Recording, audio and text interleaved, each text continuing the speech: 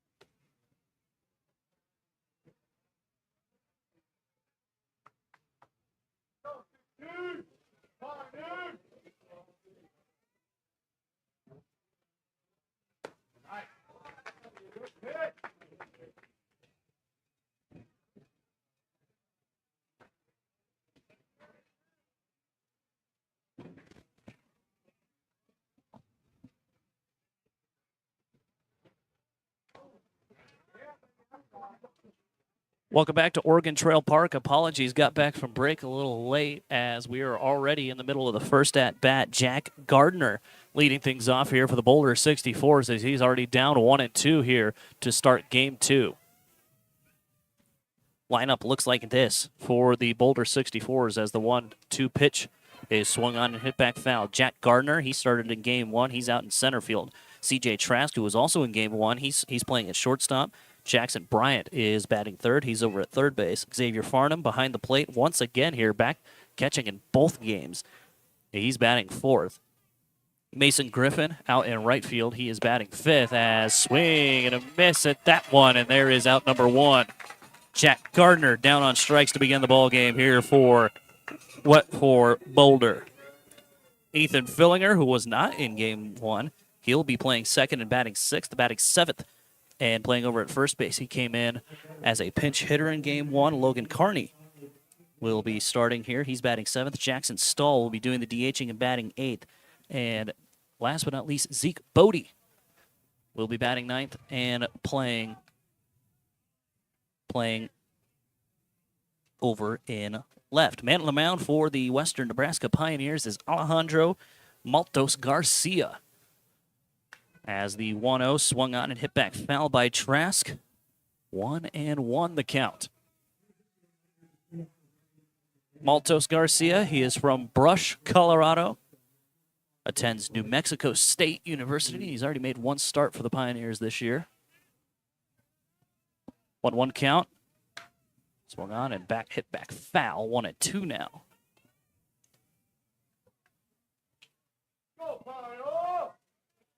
Maltos Garcia. Again, as mentioned, he attends New Mexico State University down in Las Cruces. 1-2, swing and a miss. Back-to-back strikeouts to start the ball game here for Maltos Garcia. And there's 2 gone here in the inning.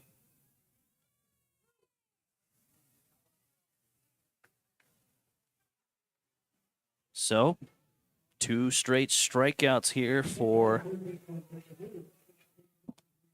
the 64s as Jackson Bryant will be the next to hit here. Garcia, as mentioned, he appeared in one game as the first pitch is a strike. He pitched 3 1/3 inning in that one game that he started in. Picked up a no decision, gave up 7 hits, 12 runs, all of those earned. 5 strikeouts and 4 walks for him in his one start. Swing and a miss. Jackson Bryant down 0-2 as Maltos Garcia cruising to start this ball game. 2 gone here in the inning.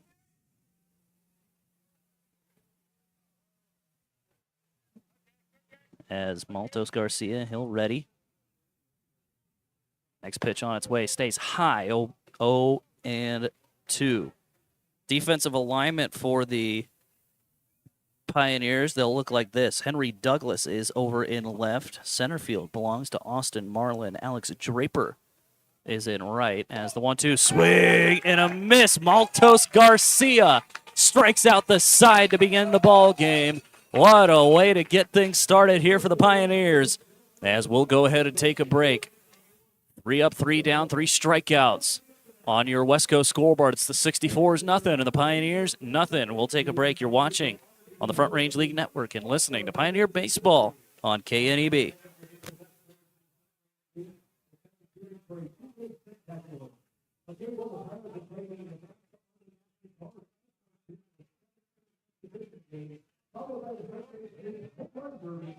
winner of the Derby receiving a $500 scholarship check. On July 8th, we'll host the All-Star Game, followed by a fireworks show. The All-Star Spectacular is presented by Pregame with support from Italy, Boulder's Restaurant, Michael Engelhart, Elfie Insurance, City of Gering, a venue off Broadway, and El Carlo Restaurant.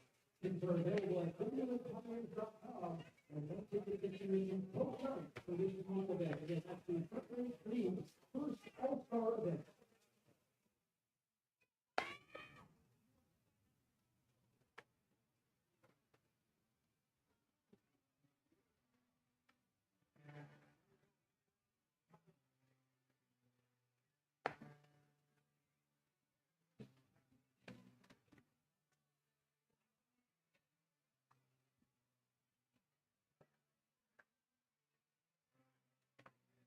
Welcome back to Oregon Trail Park as we'll begin the bottom half of inning number 1. Pioneers looking for a different change of fate from game 1 as they fell to the 64's by a score of 6-2.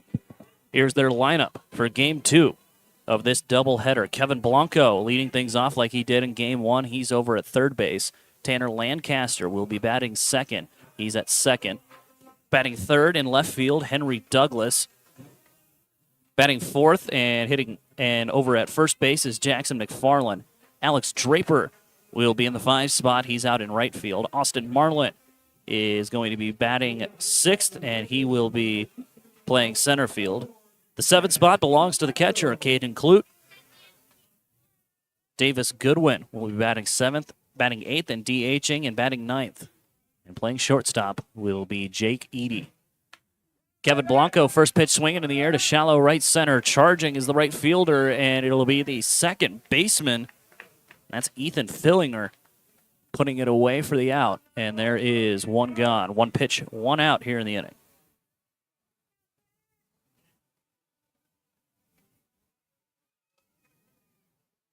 So quickly, one gone here in the bottom half of inning number 1. As next to hit here will be Tanner Lancaster.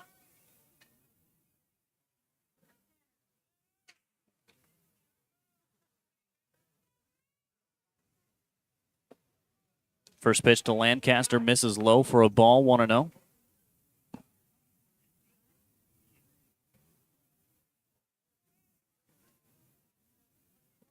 Lancaster in 3 games as he swings and hits one down the right field line. He's skipping it. It'll get out of play. In 3 games, he's hitting .444 with a .500 on base percentage, a home run, and 4 driven in for Tanner Lancaster.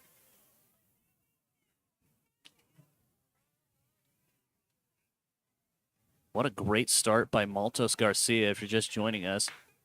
As Lancaster shoots one up the third base side. If you're just joining us, Alejandro Maltos Garcia got the first inning started with 3 straight strikeouts. He'll definitely look to add more on to that when he gets back out there. Lancaster down here 1-2 in the count.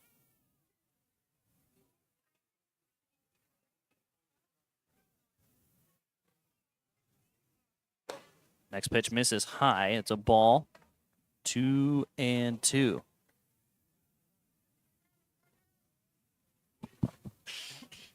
Man on the mound for the Boulder 64's will be none other than Ryan Cook. Cook from Evergreen, Colorado, strikes out Tanner Lancaster with that swing and miss. Attends Angelo State University down in Texas. Strikeouts look to be flying to start the ball game. Already the first one here for Cook. Henry Douglas next to hit, and for the first 2 guys go down. See what he can do here with nobody on and 2 out. Swing and a miss at the first pitch. 0-1. Douglas, about as hot as they come here to start the season. as he's appeared. This is going to be his 5th game, as the next pitch is in there for a strike. He is hitting .667, on base of .769, no home runs, and 8 driven in for Douglas. He's down 0-2 in the count here, and he's going to chop one back towards the pitcher. Slow roller. He's on his horse. Throw to first. Will bounce it, get away from the first baseman. See what they end up ruling that, if that's going to be a hit or an error. I'd give it a hit. It's a bang, bang play. Next, a hit here for the Pioneers will be Jackson McFarland. McFarland did not appear in game 1. First pitch misses outside for a ball, 1-0.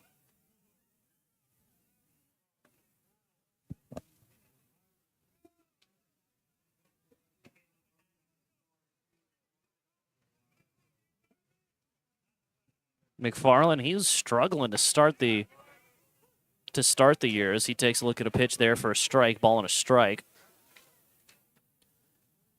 He was struggling until the game against the Grays back on Wednesday. Or actually, it was the game on Tuesday where he really opened things up, as he is down in the count here 1-2. Struck out swinging and then broke it open with 4 hits, went 4 for 5 back on Tuesday. His average was below 200. It is now up to 462 here early in the season as he takes a big rip at a fastball, swings through it, and that's strike 3. Already 2 strikeouts for Cook. Pioneers leave 1. We'll take a break. On the West Coast scoreboard, it's the 64's nothing. The Pioneers, nothing. Through 1 full, we'll be back. You're watching on the Front Range League Network and also listening here on KNEB.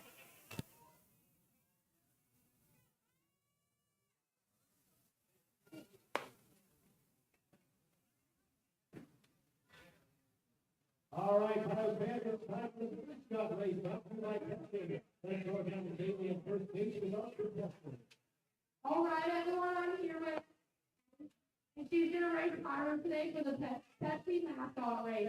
She's starting over here on first, Byron starting on second, and they're racing around third to stop. Are you ready? Set, go! Oh,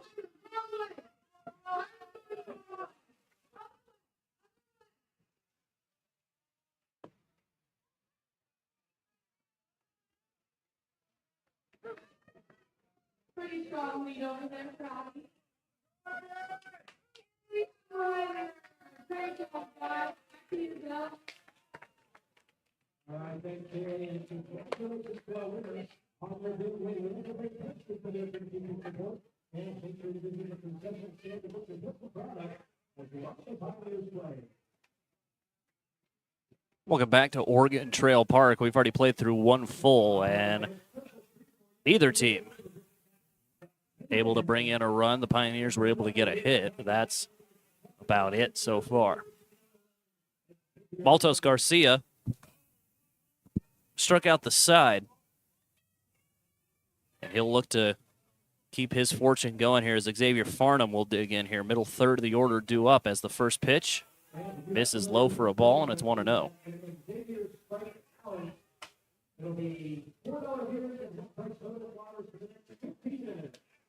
Farnham played in game 1, where he went 1 for 3.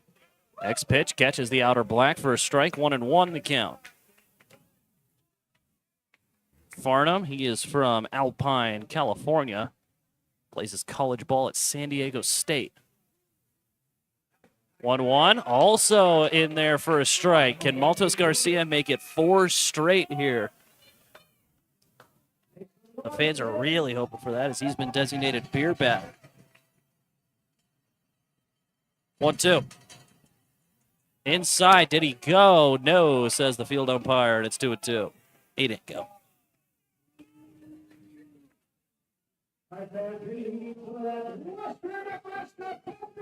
Still have a pitch to play with, does Maltos Garcia. Swing and a miss, and it's 4 straight to begin the ball game here for Maltos Garcia as he waves through that one. Farnham down on strikes, 4 straight strikeouts. Next to hit here is Mason Graham. He also played, Mason Griffin, excuse me. He also played in game 1 where he went 3 for 4 with a home run as the first pitch just missed. 1-0 the count.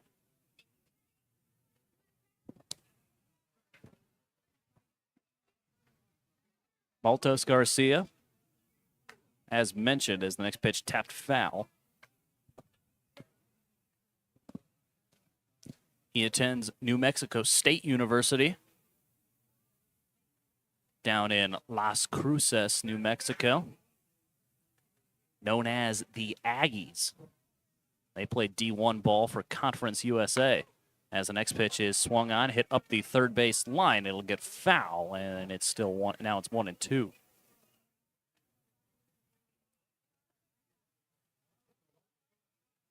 One ball, 2 strikes here. Another dominant count. That's something that Maltos Garcia does a great job of finding the zone as the 1-2 swung on right back at him off his glove. Lancaster's got it. Throw to first is in time for out number 2. Home plate field umpire took his sweet time making that call, but it works in favor of the Pioneers, and there's 2 gone.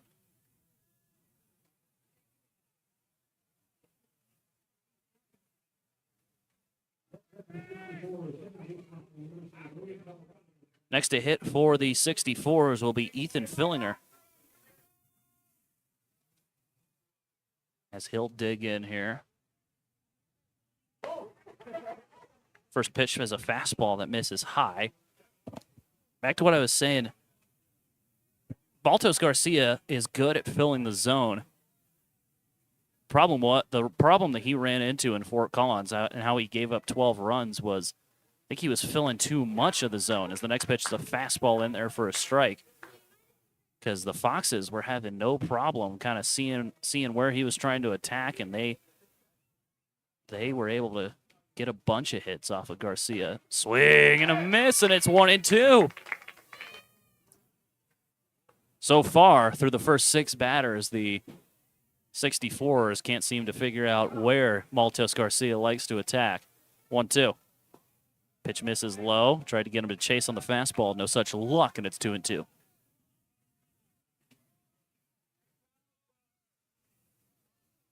Two balls, 2 strikes. Trying to end the inning here. Trying to make it 5 strikeouts already through 2 innings. He's not able to, as this pitch is swung on, hit in the air to center. Going back on it is Marlin, and he will put it away a couple of steps from the track for out number 3. 6 straight set down by Maltos Garcia. We'll take a break. Still looking for our first run. 64 on the West Coast scoreboard. It's the 64's nothing, and the Pioneers nothing. We'll take a break. You're watching on the Front Range League Network and listening to Pioneer Baseball here on KNEB.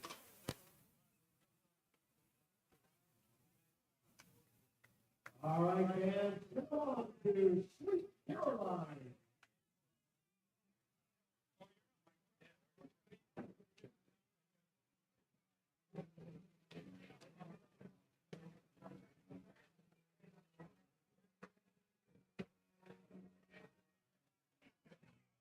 Where we get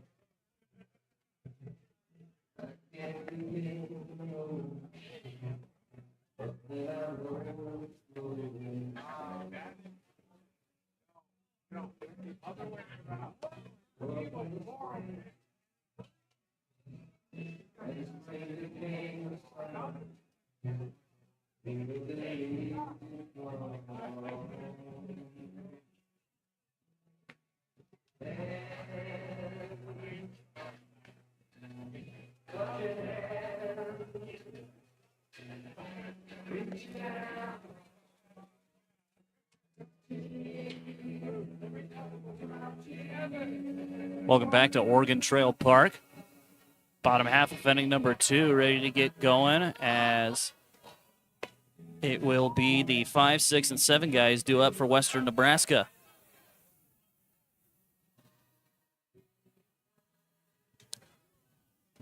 Three guys who have not played today. Alex Draper, Austin Marlin, and Caden Clute. There's only, let's see here, there's only one guy in the lineup today in Game 2 who played in Game 1, that being the top man at the top of the order, Kevin Blanco.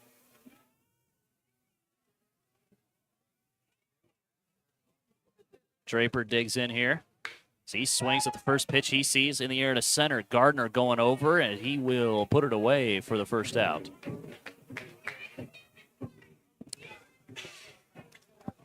One pitch, one out, as next to hit is Austin Marlin.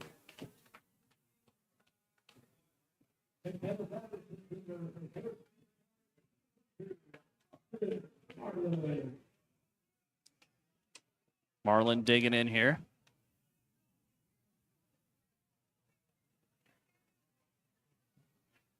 First pitch to him.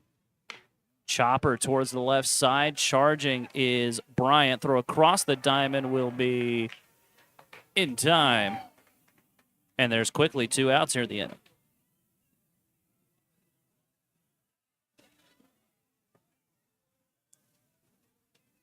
So 2 pitches, 2 outs. Here comes Caden Clute.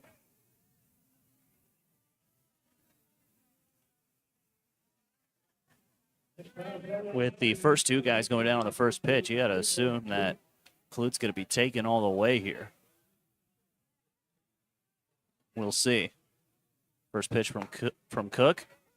Clute is taking all the way. It's a fastball on the outer half for a strike, 0-1.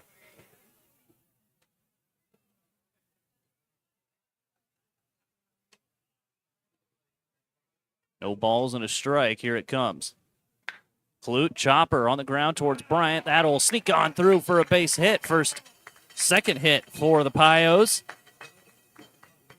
Nice little chopping single just right through the hole. And it's 1 on and 2 out. So that'll open up the door here for Davis Goodwin.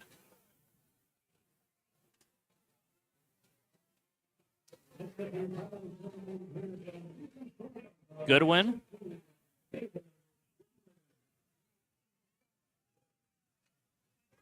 It's one of the newer additions to the club, as he was not here on the first road trip, but he is.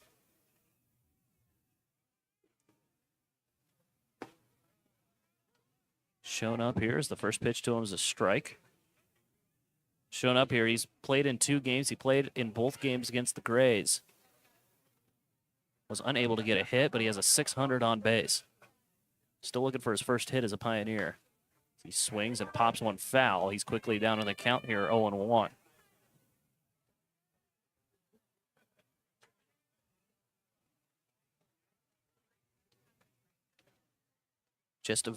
This is about par for the course here for a Western Nebraska Pioneer game this season.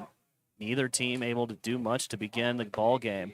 As the next pitch misses high, throw down to first behind the runner is not going to be in time. Trying to keep Caden Clute honest over there. So he was leading off of first, a bit much for Farnham's liking. And as another catcher, he had to see that coming. Now he breaks for second, pitches outside. The throw down is going to get into the outfield. Clute's going to round second on his way to third. And Caden Clute with a stolen base and then another. And advances another base off the throw to the outfield. Could tell as soon as that left the catcher's hand that was going to be behind as the second baseman ran into cover. Soon as that left Farnham's hand, I could tell that was going to be behind the second baseman.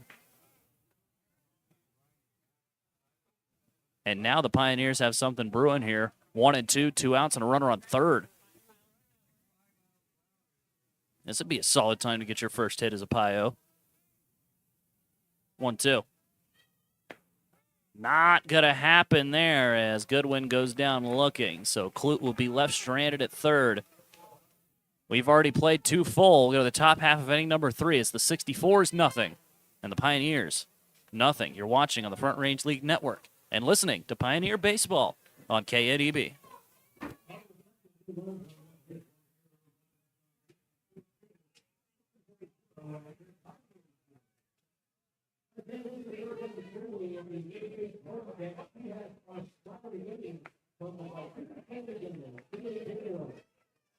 All right, over here with Walter Starks on the first part of that criteria. And you're going to pick our smile of the game for today. So let's see the pro life.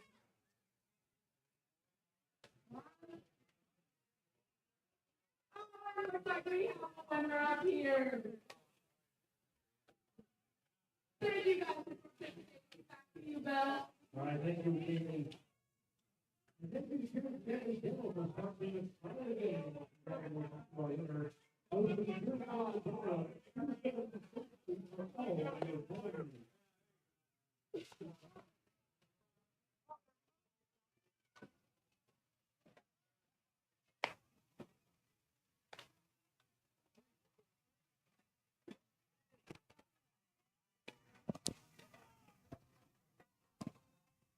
Welcome back to Oregon Trail Park. We've already played 2 full here as the 64s have had their first 6 guys set down, so it'll be the bottom third of the order due up for Boulder.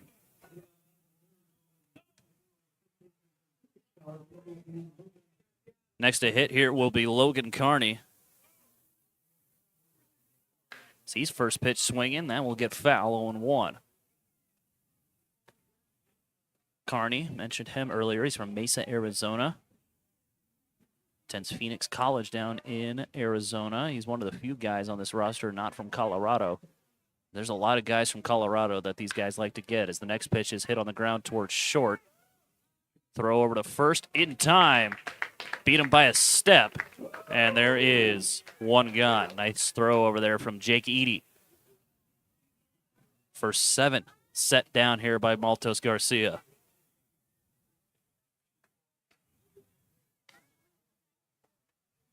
Next to hit now will be Jackson Stahl. Stahl did not play in game 1 as the first pitch misses down and away for a ball, 1-0. The top 5 guys in the order for the 64s all played in game 1. The bottom 4 did not play in game 1. Did not start, I should say, as Carney was limited to pinch hitting duties in game 1. Next pitch popped foul. 1-1 the count now here towards Stahl. 0-2, I should say. No balls, 2 strikes. The pitch up and away for a ball, 2-1. Say, folks, summer 2025 is the inaugural season of Front Range League Collegiate Baseball. Summer wood bat baseball played along the Front Range of the Rocky Mountains in Colorado and Nebraska. As this pitch is on the ground to Lancaster at second. Throw to first in time, and there's 2 gone. Visit FrontRangeLeague.com for schedules, standings, stats, and more. That's FrontRangeLeague.com for all your information on this league. First 2 guys down via the ground out. As next to hit will be Zeke Bodie.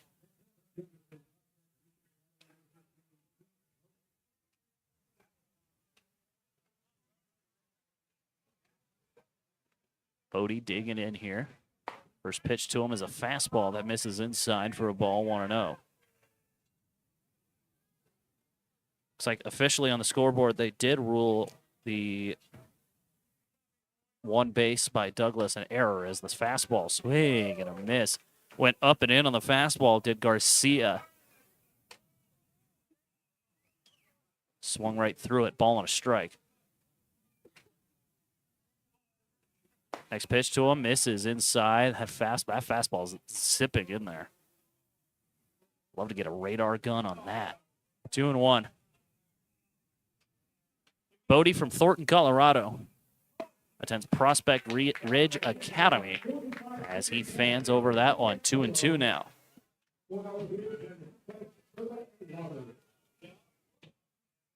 Maltos Garcia trying to make it 9 in a row. Can't do it on that pitch as that misses for a ball, 3-2.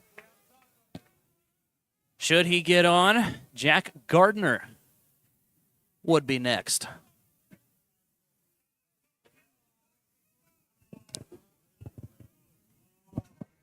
Three-two. 2 outs. Garcia looks in for the sign. He likes what he sees. Here's the payoff pitch. Swung on, fouled back. Tried to get him with the fastball. Popped it foul. We'll try the full count opportunity again. Still 3-2.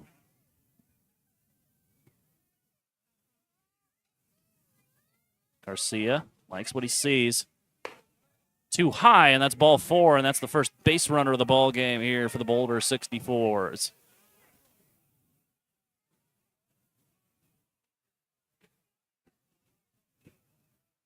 That was a great at-bat by Bodie, as he was down 1-2 in that, and he just kept fighting, and to be able to fight pitches off and end up with a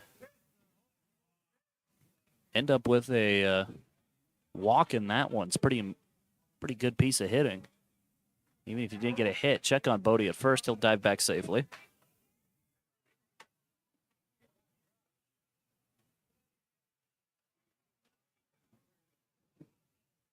Garcia, another glance over at Bodie.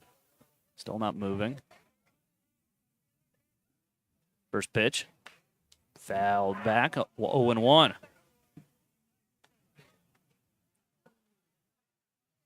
Bodie so far this year, in terms of stolen bases, he has yet to attempt one.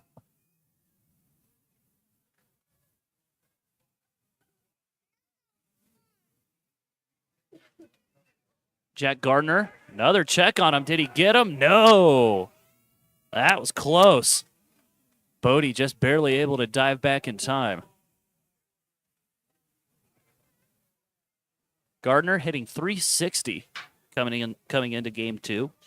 He's got an on base of .448. Another check on him, another tag, another safe call. Gardner, 4 home runs and 10 driven in as well.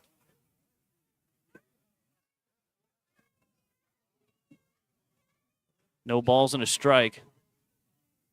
Next pitch. Inside, ball 1.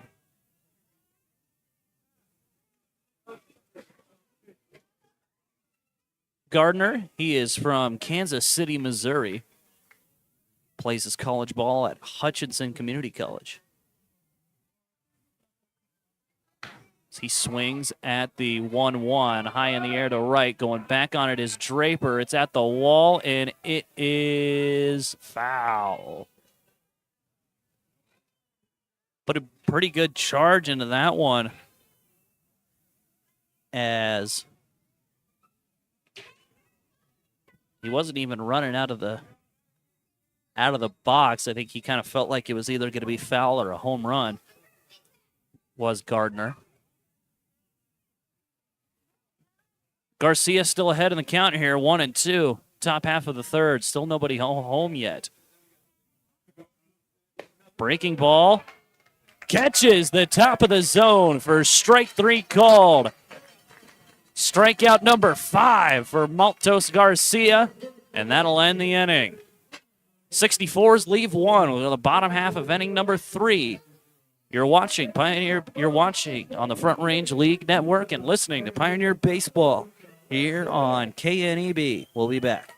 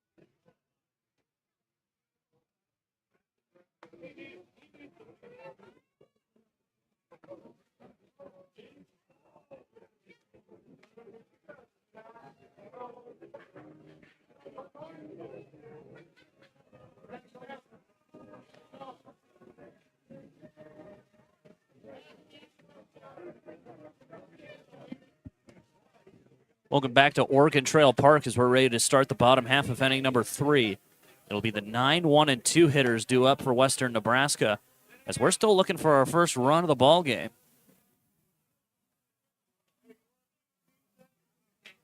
Jake Edie will be the one to lead things off.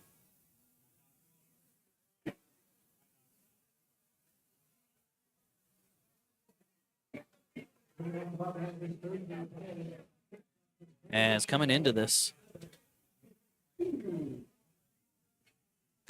ball game, Edie sits with an average at 500. That's the first pitch he sees as a strike. It's 0-1. He's played in 3 games. He's got an average of 500, a 588 on base. As the next pitch catches the inner black for a strike, he's down 0-2. No home runs and 1 RBI for Edie as well. He's from Storm Lake, Iowa. Attends college at Buena Vista University, which is also in Storm Lake. 0-2 to him, tapped in front of the mound. That's going to get through to the second baseman. Throw to first will be in time. Beat Edie by a step. And there's one gone.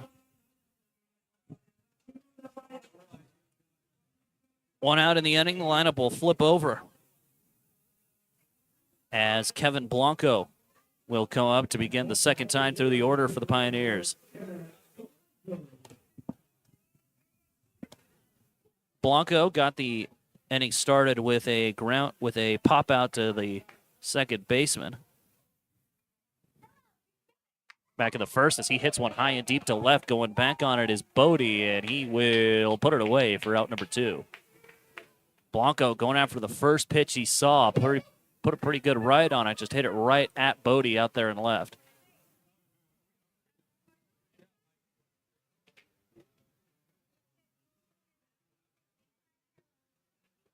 So with that, 2 outs. Quickly, 2 outs are here in the bottom half of inning number 3. And now Tanner Lancaster will be the next to hit. I mentioned that home run earlier by Lancaster as the first pitch to him misses down and away. I mentioned that first home run to him. He hit a grand slam back against the Diamond Club Collegians in Arvada. He told me that was the first home run of his life. 1-1 fastball popped foul. Counts even up now at a ball and a strike.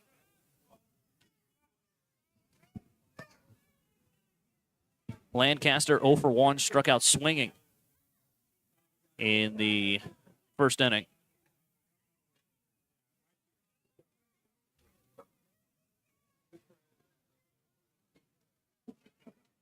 Maybe a little 2-out magic here for the Pios. Here's the 1-1. Right down the chute, and it's 1-2 as Lancaster stares up in the sky.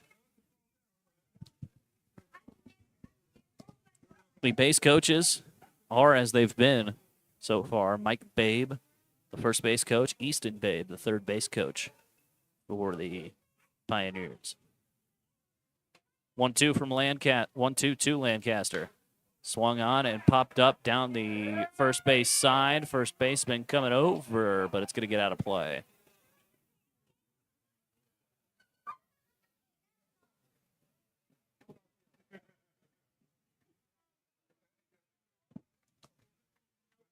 One, two outs.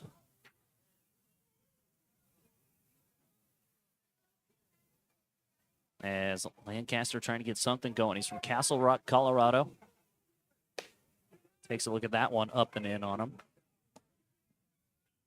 Attends Colorado Northwest Community College. And that is located in Rangeley, Colorado. They're known as the Spartans.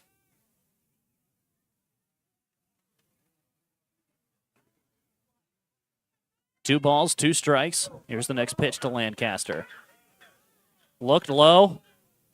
Is low as the catcher, pitcher, and third baseman, I think the shortstop too, about the entire infield was ready to go into the dugout for the 64's, and instead it's a full count opportunity here for Lancaster. Waiting on deck, should Lancaster get on base here, is Henry Douglas.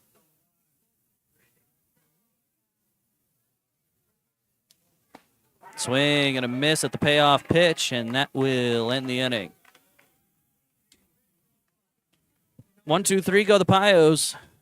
Go to the top half of inning number 4. On the West Coast scoreboard, it's the 64's, nothing. The Pioneers, nothing. We'll take a break. You're listening to Pioneer Baseball on KNEB, and you're watching it over on the Front Range League Network.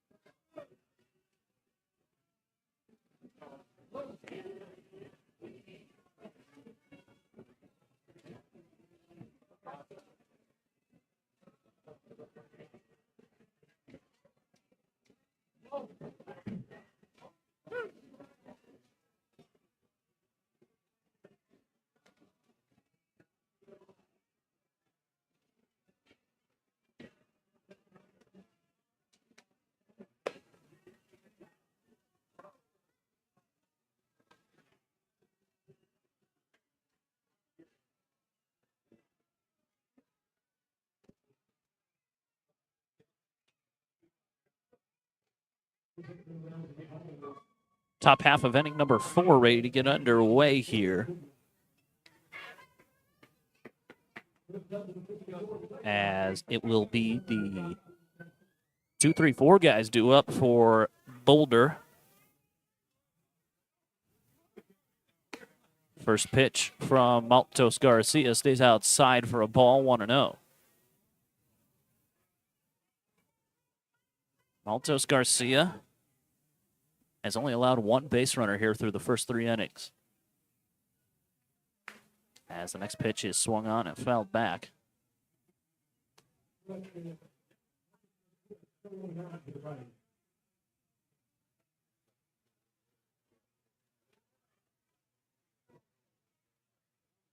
Fouled that back. 1-1 the count. As the next pitch is hit towards the second base side, and Lancaster couldn't find it, and that is a tough way to get the leadoff guy on base.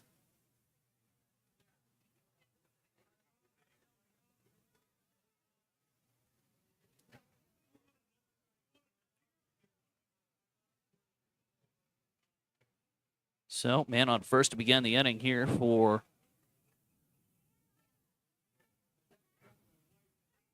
Boulder. Nice slider there from Maltos Garcia. Drops into the zone for a strike. It's 0-1 to Jackson Strong. Action at Jackson Bryant. Bryant 0-for-1, struck out in the first.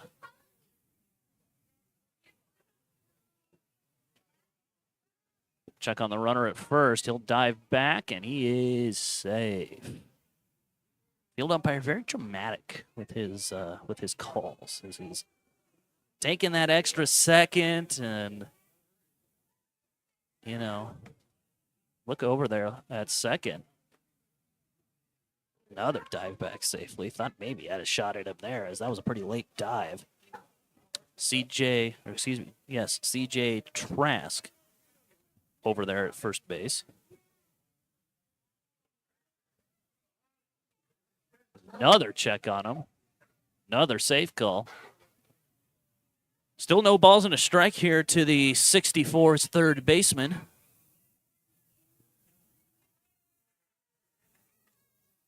Trask has 1 stolen base and 1 try. As this one hit high and deep to left. Bryant put a charge into that one. Coming over is Douglas, and he's able to put it away, as just didn't quite get enough on that one. Put a pretty good ride on it, but could not leave the park. As there is 1 gone here in the inning.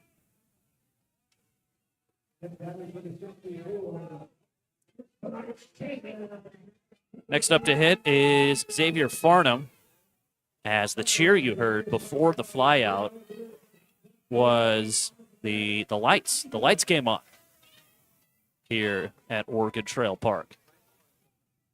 As the first pitch from Maltos Garcia misses inside for a ball, it's 1-0.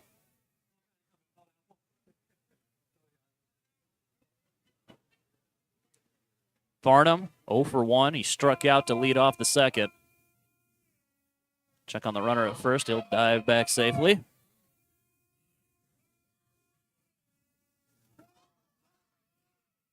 Farnham, so far this year, he's appeared in 6 games. This will be his 7th. As he swings and pops one up towards shallow center. Coming on is Marlin. He's still charging, and he snow codes it for out number 2.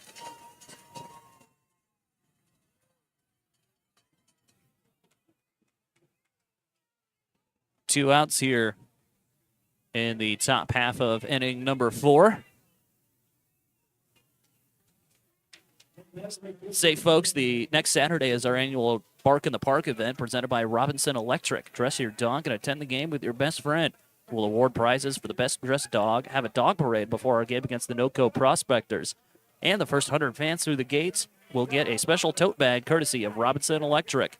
It's also National Dog Dad Day, so we'll honor a dog dad at the game as well. That's Saturday, June 14th at 6:35 here with the Pioneers. Mason Griffin swings at the first pitch he sees, but it'll tail down the left field line foul.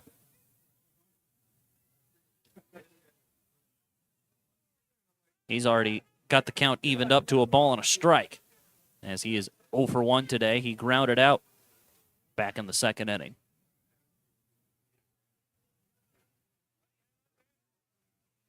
Here's the 1-1. Catches the zone for a strike, little curveball. Griffin kind of backed out of the way of it, thought it was going to hit him. Good breaking pitch there from Garcia.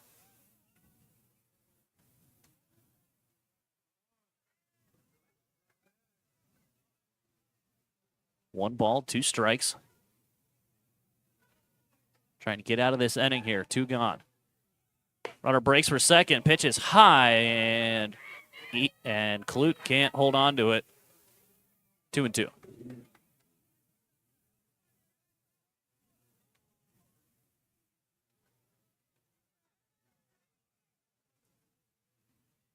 Two balls, 2 strikes, 2 outs here in the top half of inning number 4. 2-2 bounces, gets away from Clute. And it must have gotten a piece of him.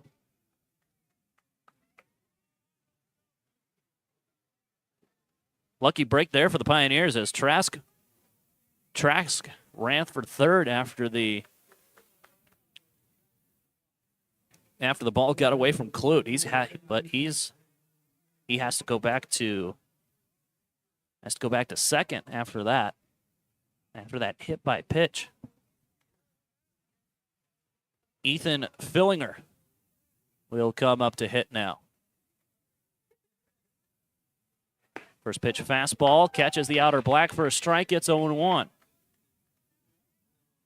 Fillinger flew out in the second inning to end it.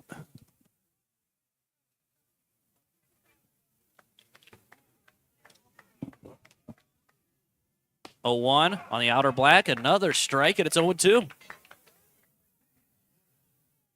Maltos Garcia looking for his 6th strikeout of the ball game here. 0-2.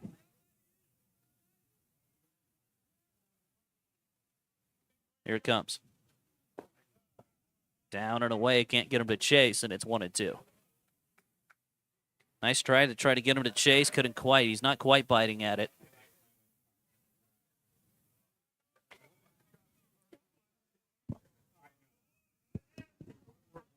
One and two.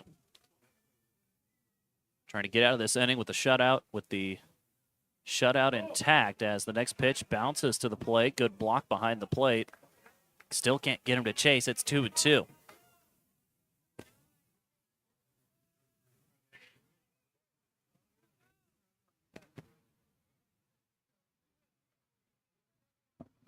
Two on, two out, 2-2 count. Deuces wild here in the top of the fourth.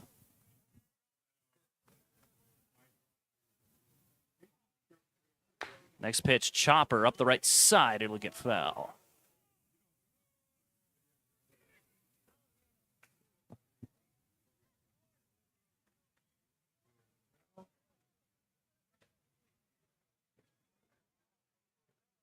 Two and two.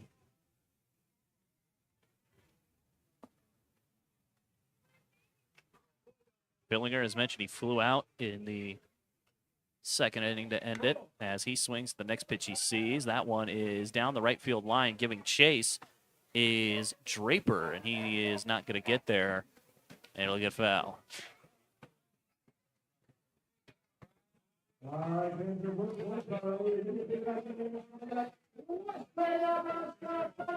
Billinger, he is from Windsor High School, and he will be attending the University of Northern Colorado next year as he just finished up his high school at Windsor High School. Payoff pitch. Up and in, had to duck out of danger, and that is ball 3.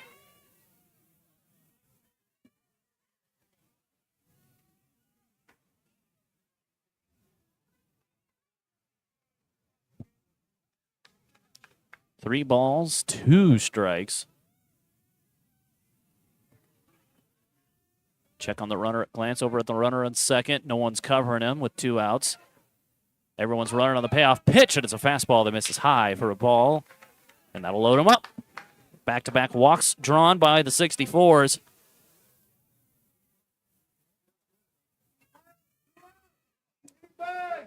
No one throwing in the Pioneer bullpen yet. No one should be, as this is the first time that Garcia's really ran himself into trouble here. 2 outs. Force at any base. Should be able to get out of it here, as Logan Carney will be the next to hit.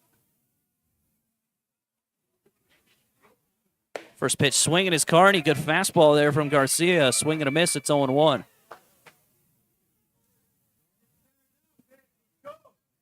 Carney, as mentioned, he was limited to pinch hitting duties back in the first game. He got a hit and came around to score in the 7th. 0-1, down and away for a ball, 1-1 the count.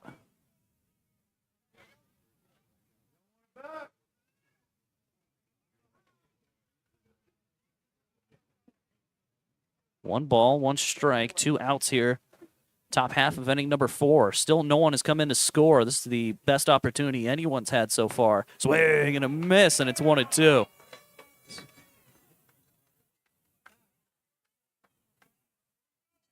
Maltos Garcia jumping ahead here.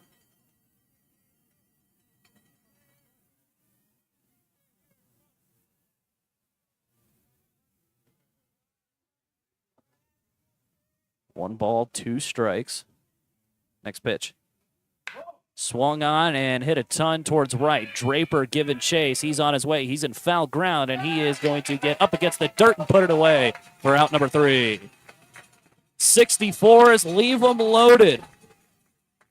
Tough break there for Boulder, as they can't get anyone to score. Western Nebraska able to keep the 0 on the scoreboard. On your West Coast scoreboard, it's the 64's, nothing. And the Pioneers, nothing. We'll take a break. You're listening to Pioneer Baseball and KDB, and you're watching on the Front Range League Network.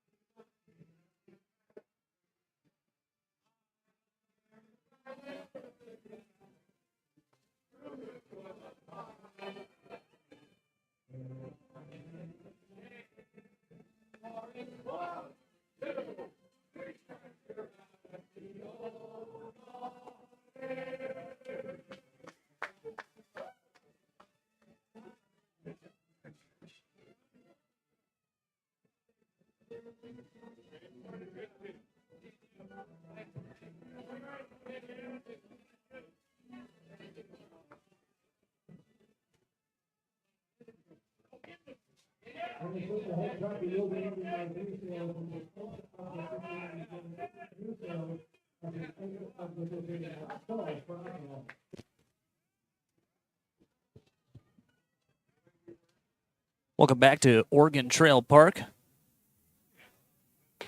as we'll get ready for the bottom half of inning number 4.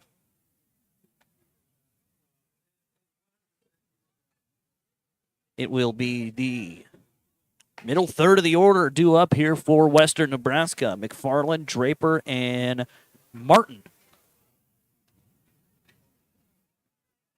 Still no score through through 3.5 innings.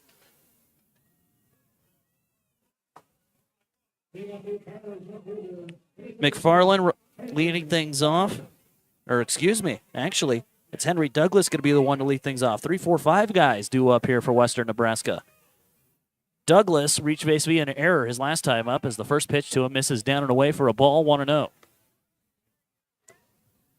Douglas, as I mentioned, he has been on fire to start the year. Batting average up over 500. He's got an on-base percent, actually a batting average up over 600. On-base percentage almost to 800.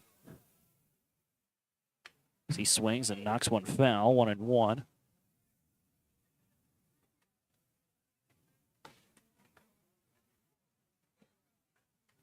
Douglas is from Richland, Washington. Plays his college ball at Whitworth University, which is up in Spokane, Washington. 1-1. Swung on and hit back foul. Good fastball there by Cook as it's knocked foul. Ryan Cook still on the bump here for the 64's, as he should be. Both starters have been dealing here in this ball game. Breaking pitch misses up and away, 2-2. Still a pitch to play with here. Cook still ahead here.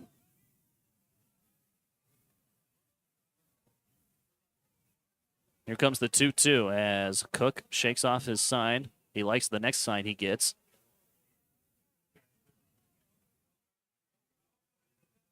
Two. Swung on and hit down the left field line. That'll get out of play, and it's 2-2 still. Nothing special being shown here by the 64's defense, although the middle infielders are playing right up against that outfield grass. The infield is playing him back a little bit. They know he can hit the ball hard. 2-2. Stays high. Good eye there from Douglas, 3-2.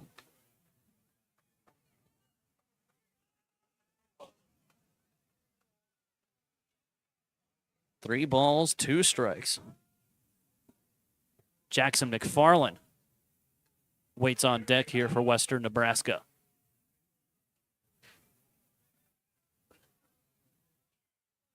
Cook shakes off the sign, shakes off another sign. Now he likes that one. 3-2. Swing and a miss. He wanted the fastball, got the fastball. Douglas actually got a piece of it, but he's going to go down on strikes anyway. 5th strikeout for Ryan Cook.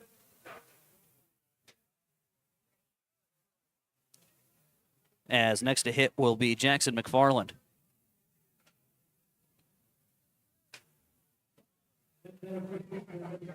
McFarland was a strikeout victim his last time up. No runs, 1 hit, 1 error the line right now for the Pios.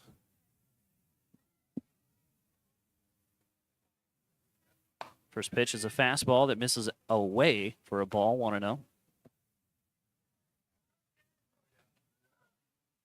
Both starters have been dealing here in this one.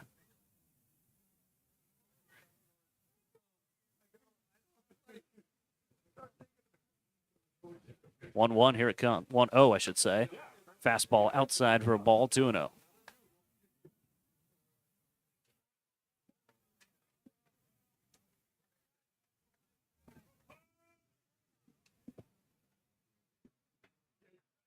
Neither side have been able. It's only been one hit combined. Caden Clute has the only hit for either side as fastball swung on and missed by McFarland. He'll step out and recollect himself. It's 2-1. Wasn't ready for the fastball that time. That got on him in a hurry, and he realized, man, that caught way too much of the zone for me not to try and swing at it. Still 2-1.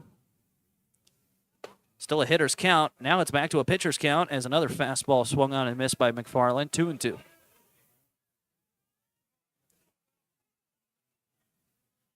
Two balls, two strikes. Farland trying to battle now. Cook looking for his 6th strikeout.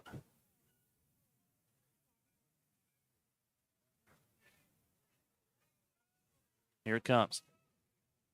He's going to get it as McFarland swings and misses at the fastball. And there's 2 gone.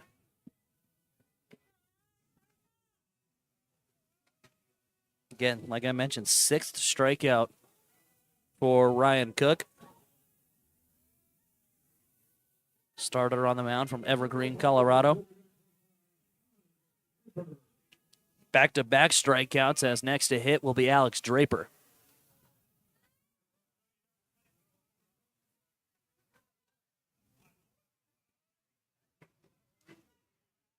First pitch to Draper, another fastball swung on and missed. Cook's really got that fastball working right now.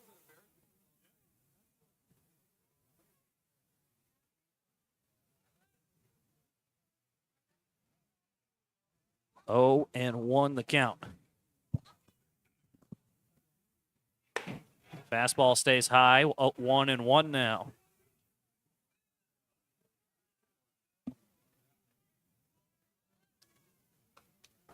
Draper got the second inning started with a flyout.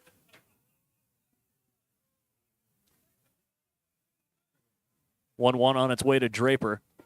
Stays low, and it's 1-2.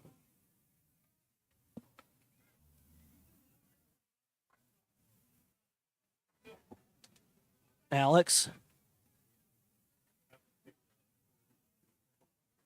He is from Papillion, Nebraska.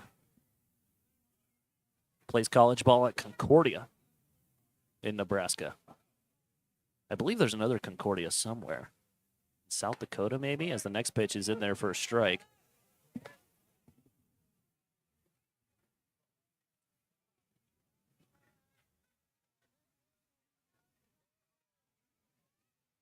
There's multiple. There's a Concordia University out in California over in Irvine. There's also a Concordia University in Montreal, Quebec, Canada. 2-2 to Draper is swung on and hit back foul. Catcher turns around, looks at it, not running after it.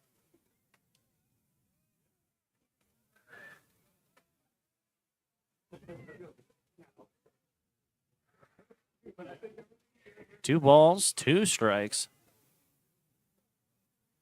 Draper battling here. Cook looking for his 7th strikeout of the ball game already. We're in the bottom of the 4th.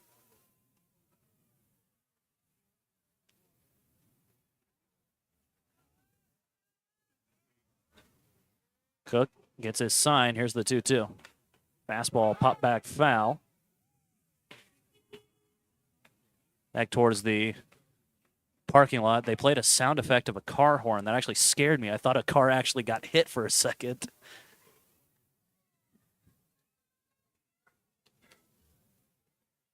My car's back there somewhere. Although it's more to the right of where I'm standing right now. My car was not in danger on that foul ball.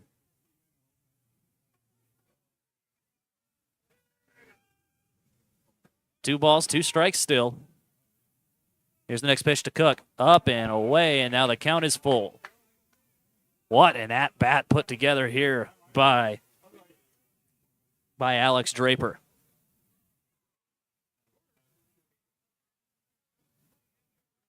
The Concordia University that Alex Draper attends is located in Seward, Nebraska.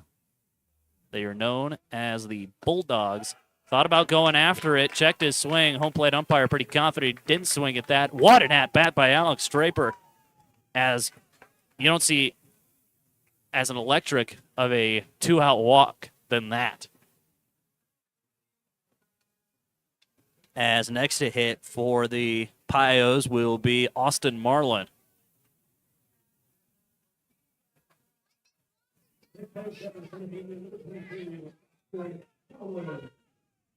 Marlin, 0 for 1 today, grounded out back in the second. Draper breaks for second. Chopper in front of the mound. Cooks got it. Throw to first is in time, and that will be the third out of the inning. Pios get a base runner, but they can't get much of anything else. We'll go to the top half of inning number 5 on the West Coast scoreboard. It's the 64's nothing, and the Pioneers nothing. We'll take a break. You're watching over on the Front Range Network and also listening to Pioneer Baseball on KNEB. We'll be back.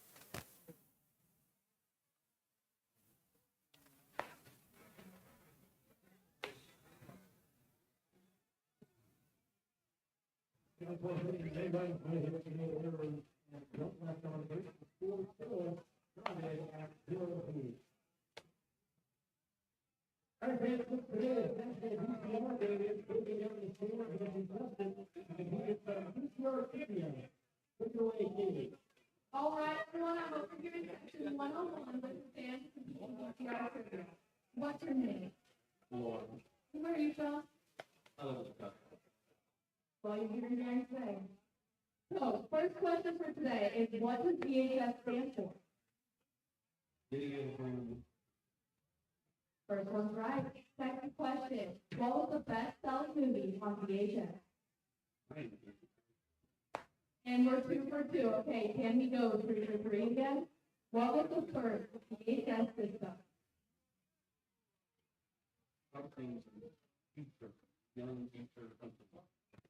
And we have another winner. He went 3 for 3. Thank you for Welcome back to Oregon Trail Park as we're still searching for our first run of the ball game. As we've played 4 full, still nothing on the scoreboard.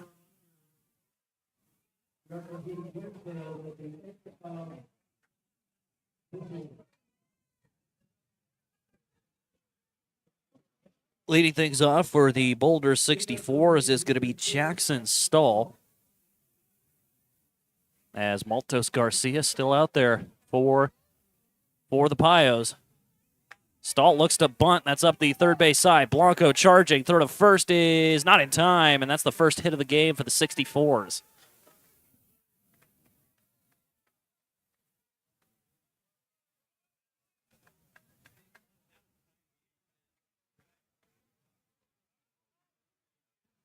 So 4 innings of no-hit ball thrown by Maltos Garcia. Now just got to keep the shutout intact.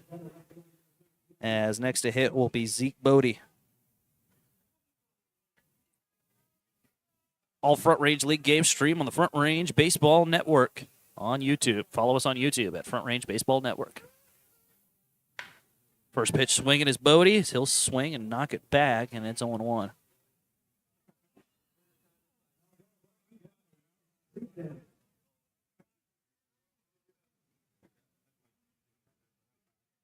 Bodie, no official at bat for him. He drew a walk back in the third.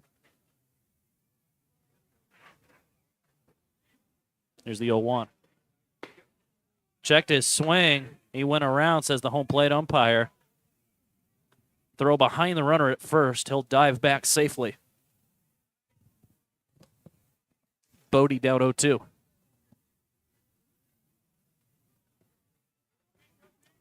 Nobody out here in the top half of inning number 5. No runs have come across to score either for either side. Here's the 0-2. Outside, up and outside, 1-2. Try to get him to chase with the fastball.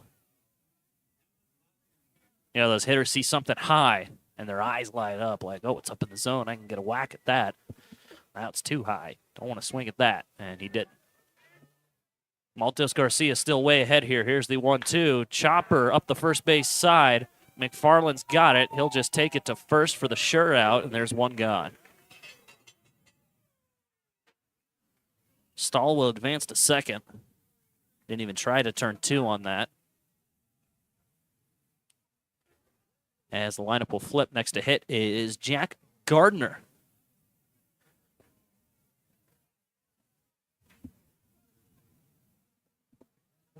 Gardner 0 for 2 today with a couple of strikeouts.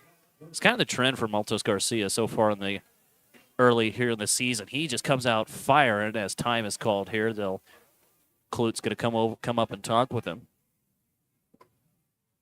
Both of Maltos Garcia's starts have followed the same trend, it seems, as he just comes out dealing in to start the ball game. As when he played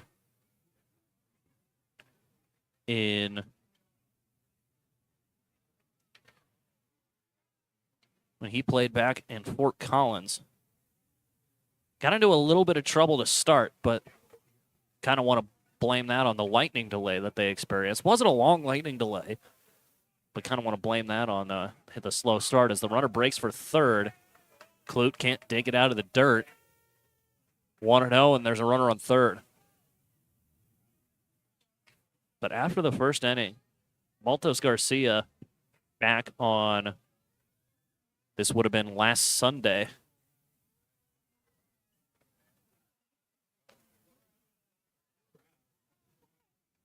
One 0 from Maltos Garcia. It misses 2-0. After he kind of figured it out, he set down.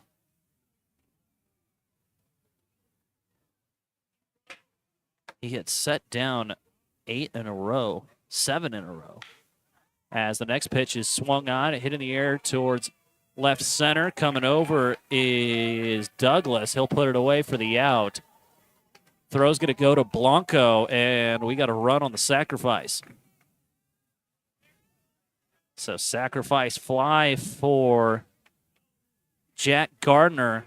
And just like that, the 64's have broken onto the scoreboard. It's 1-0 in favor of Boulder.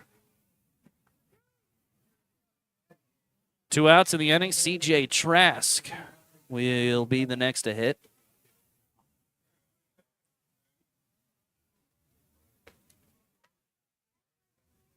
Trask is 0 for 2 today.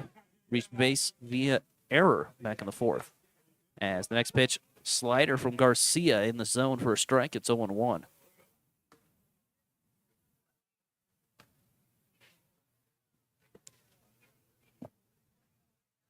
0-1 fastball chopper towards the left side. Edie's got it. Throw to first is in time.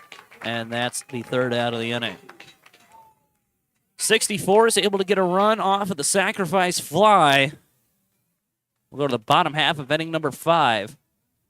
On your West Coast scoreboard, it's the 64's 1. Pioneers, nothing.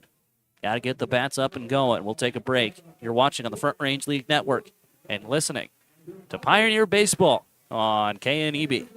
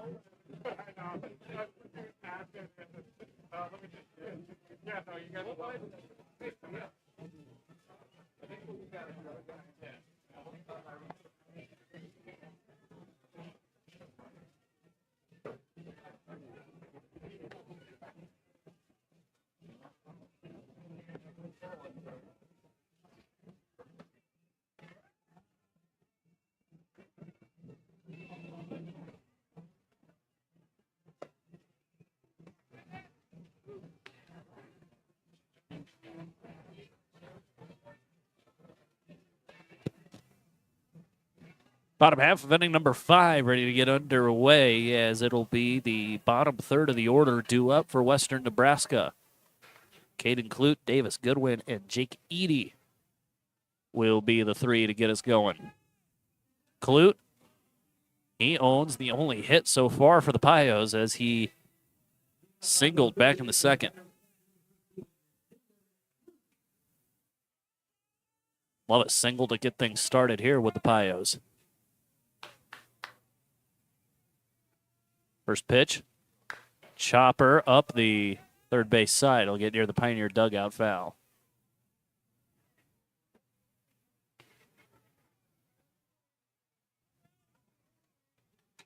Clute, he's the one guy that Easton Bay brought with him from Arizona Christian. He's from Cornelius, Oregon. 0-1 fastball swung on, hit into right center. That's going to get down for maybe extra bases. No, it's not going to be extra bases, but it's going to be another base hit for Caden Clute, making 2 for 2 today.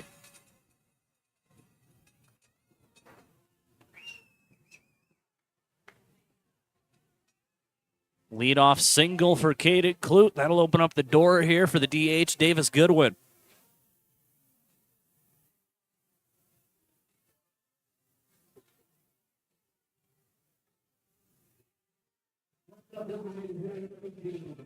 Second hit for the Pioneers, second hit of the day for Caden Clute.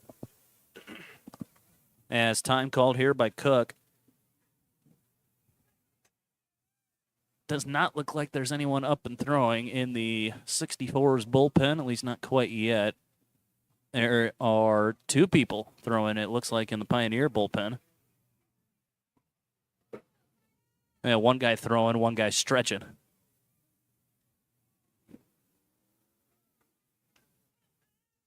Goodwin 0 for 1, struck out looking to end the second inning.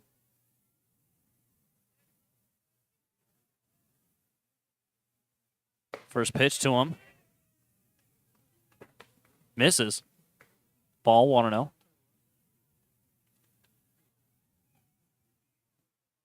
Can't quite tell who that is over there. Warming up for the Pioneers.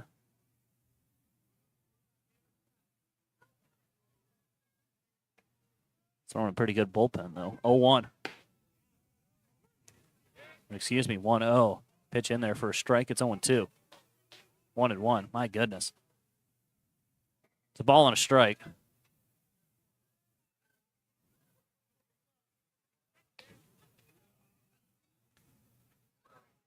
As Goodwin readies. Next pitch. Catches the corner for a strike, and now he is down in the count here. Ball and 2 strikes.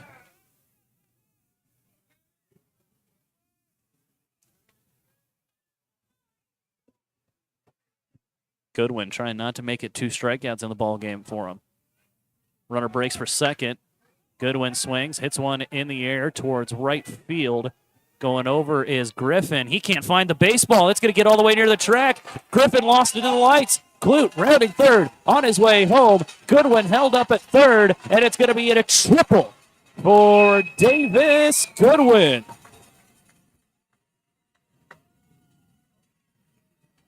Griffin lost it in the lights. He came in on it, and looking at him, he's looking around. He couldn't figure out where the baseball was.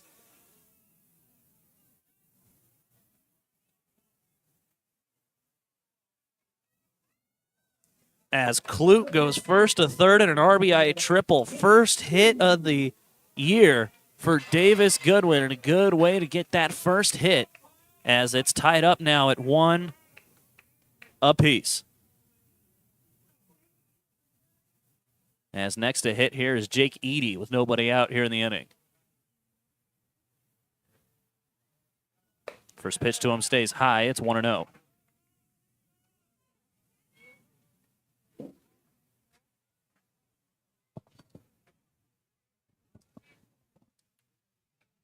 Pioneers started out slow, but so did the 64's, as both starters have done amazing to start this ball game. As the next pitch misses high, 2-0. With the runner on third, the infield has moved in for the 64's, trying to prevent the go-ahead run who's standing 90 feet away from coming in to score.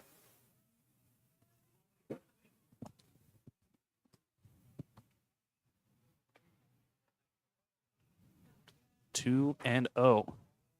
Hitters count here for Eady. Swings and hits one up the first base side. That'll get near the 64's dugout foul. Edie was a multi-sport athlete back in high school.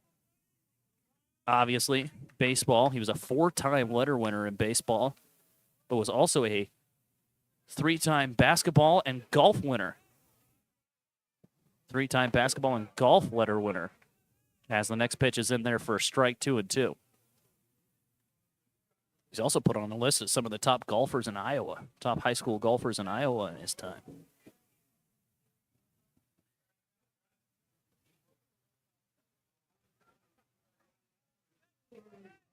2-2. Still nobody out here in the bottom half of inning number 5. Next pitch, right at the knees of Edie. Called, third strike, and there's one gone. Seventh strikeout for Ryan Cook. As manager coming out of the dugout for the 64's. Looks like it's Tony Rucco coming out to talk, and he will signal for the bullpen, and that'll be the end of the line here for Ryan Cook. But a solid outing nonetheless here for Cook,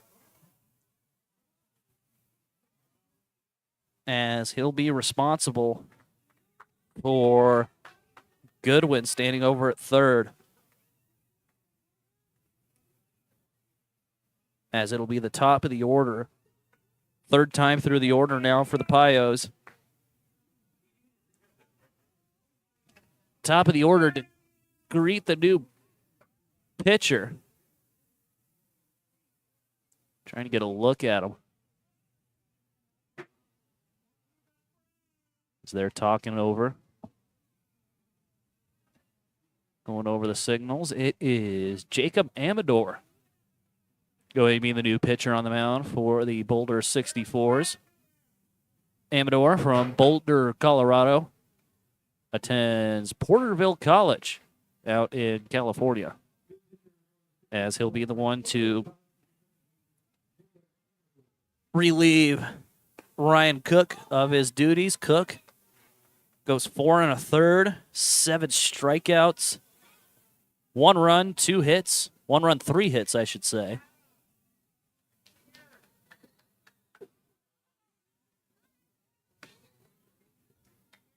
They gave a second error to...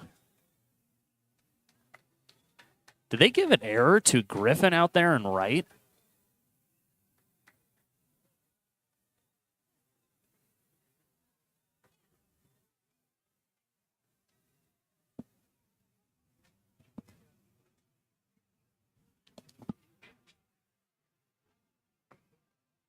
Amador finishing up his warm-up pitches as Kevin Blanco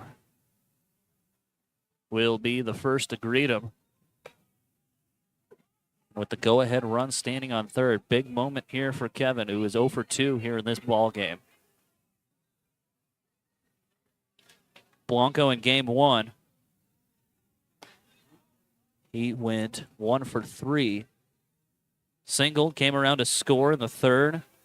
Was hit by a pitch. He came around to score in the 5th. That was in game 1. We're in the 5th now here in game 2.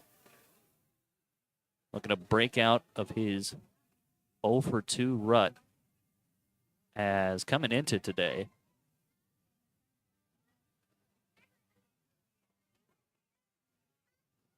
Blanco in 4 games was hitting .353 with a .421 on base percentage, no home runs and 3 driven in. Has a chance to get RBI number 4 here. Average still around that 3. He came in today, got it up to 360. As they'll say he's good. So first chance here for Blanco and Jacob Amador on the mound.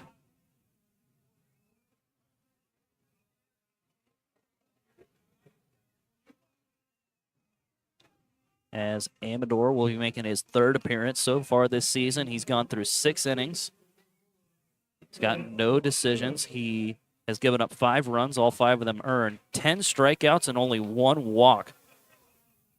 so far this year for Amador. So definitely the right guy to pull out of the pen here in this situation.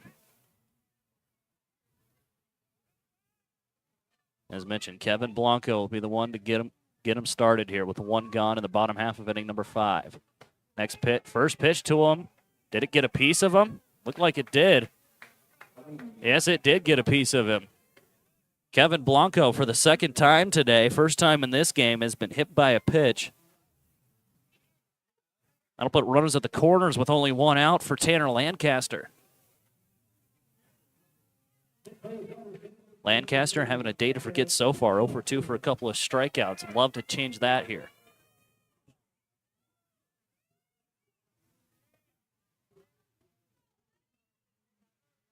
First pitch. Lancaster looks to square, and the bunt will be tapped foul. Home plate umpire waves it off. Lancaster made contact. It's a foul ball.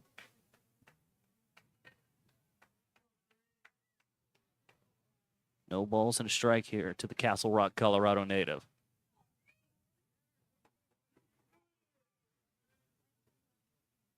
Right spot's the order here. 2, 3, 4 coming up next with only one out.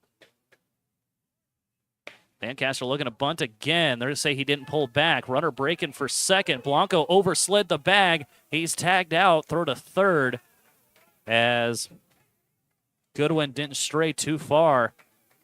Blanco overslid the bag, gets thrown out, stealing second. So forget about the bunt. Lancaster's got to swing away here with a ball and a strike, and now 2 outs in the inning.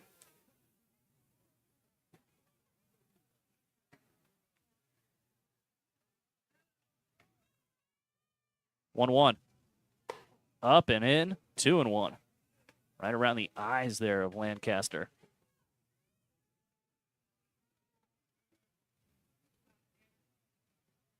Played 15 games for Colorado Northwestern. Talked to him. He's in the infield here, and he's played a little bit of infield, a little bit of outfield for the Pioneers this year as he knocks one foul. 2-2 the count. I asked him, do you play more infield? Do you play more outfield? And he said, well, in high school I played more of the infield. I was middle infielder type, second base, shortstop. And he told me his college coaches told him he was too fast to play the infield. So he swings and misses that pitch, and Lancaster obviously frustrated with himself after that one. That'll end the inning. Pioneers leave the go-ahead run stranded at third. We're through 5 full on your West Coast scoreboard. It's the 64's 1. The Pioneers able to get the tie. They put 1 on the board here in the inning. You're watching on the Front Range Baseball Network, and you're listening to Pioneer Baseball on KNEB. We'll be back.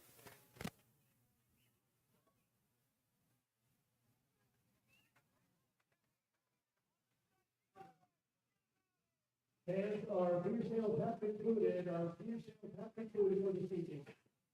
All right, let's start with the Disney Bat competition. Turn your attention down to the party dugout as Gering is winning your contest. All right, fans, I'm here with Hudson and Benson about a race in the Disney Bat. They're going to start over here, run to those bats, put their forehead on the bat, spin 10 times, and run back over here. Are you guys ready? Set, go!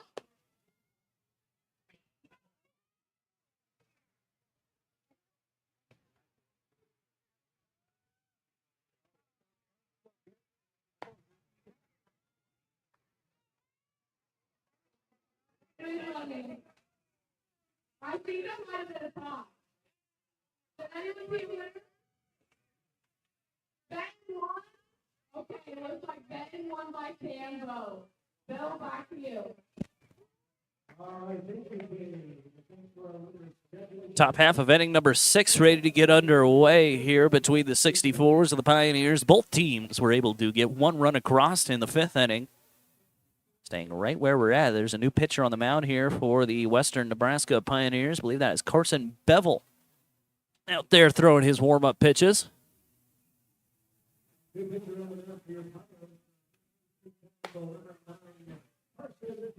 It is Carson Bevel out there, making his 3rd appearance of the year. making his third appearance. He's pitched in 2.1 innings, 2 1/3 innings. No strikeouts and 4 walks for him so far to start the year. He's from Fargo, North Dakota. Played at Minnesota State Technical College, where he hit and pitched a little bit.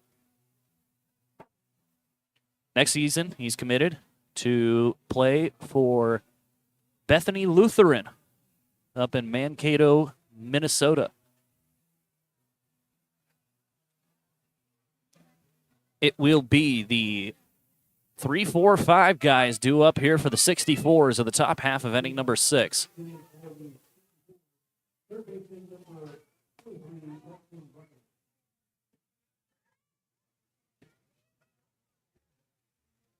As I believe that's a pinch hitter out there for the 64s. The first pitch to him catches the outer black for a strike. And actually it is...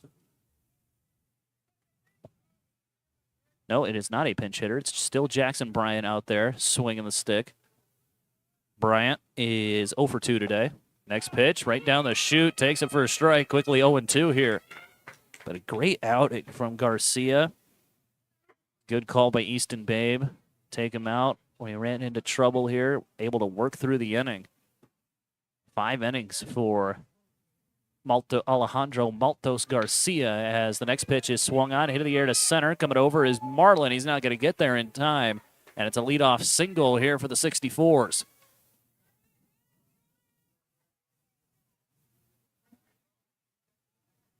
Just the second hit for Boulder. Check that, it's the third hit for Boulder.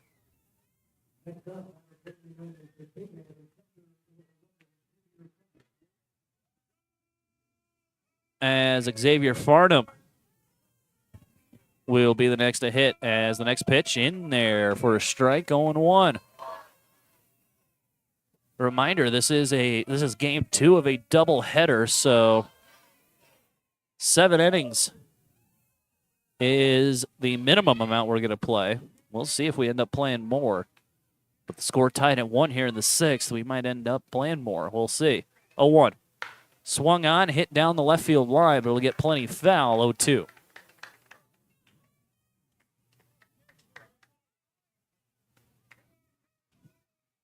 If you're just joining us, no runs until the 5th inning for either team.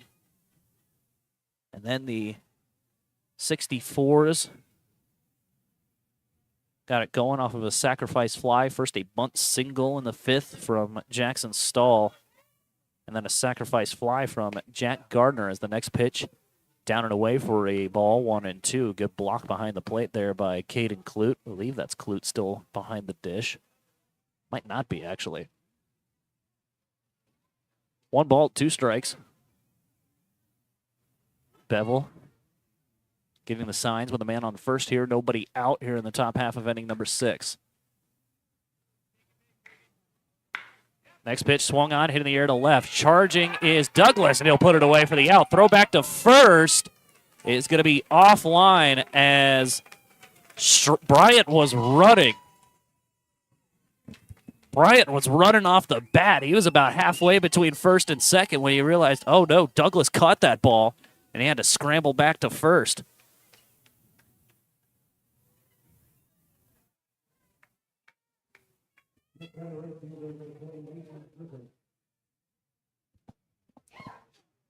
Next to hit will be Mason Griffin. He homered in game 1.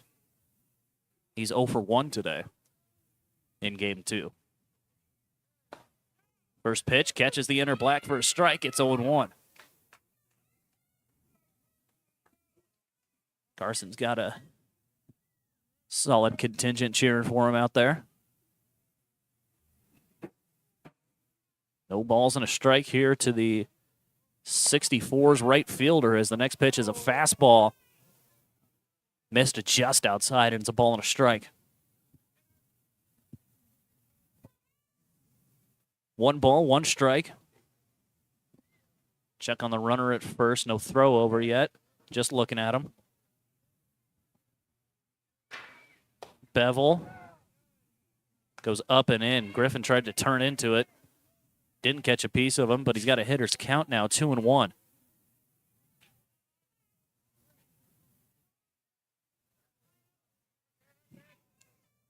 Mason Griffin. He is from Fort Collins.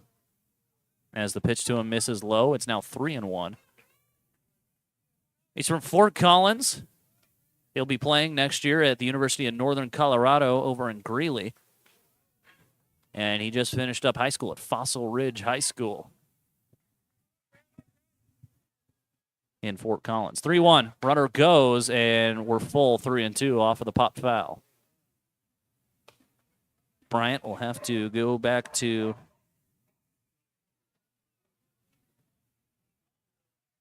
first.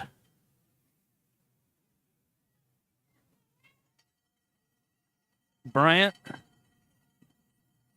it comes to the stolen base world, he's gotten 2 steals on 2 tries so far this season. Payoff pitch here. Pitch to Griffin. Runner goes. Swung on, hit down the left field line, and that'll get into the Pioneer bullpen. As I think the bullpen catcher, can't quite see who that is. I think the bullpen catcher caught that ball, hit off the light pole.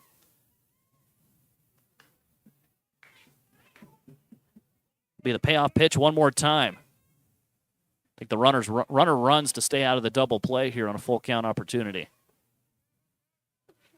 With 1 out here in the top of the 6th. Bevel comes set. Payoff pitch, runner goes. Chopper foul, and we'll try again. It's exactly what's happening. That's what Bryant is doing. He's running to stay out of the double play. As time call, they'll come and talk. Home plate umpire will come over and dust off the plate. Easton Babe will give the home plate umpire refill. It is Caden Clute still behind the plate here for the Pios. Still doing the catching. Check on the runner. He'll dive back safely. Wonder if that's what Caden told him to do. Say, hey, just throw over. Keep him honest over there since he's going to be running every time. He doesn't have that big of a lead. I think that was just to kind of maybe throw off his timing. Payoff pitch. Runner goes again. Chopper up the first base line, and it's foul.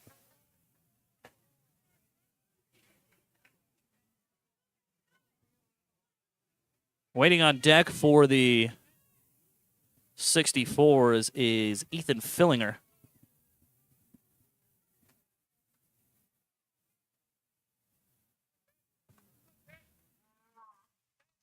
Griffin walked back in the 4th. 64's like another one here.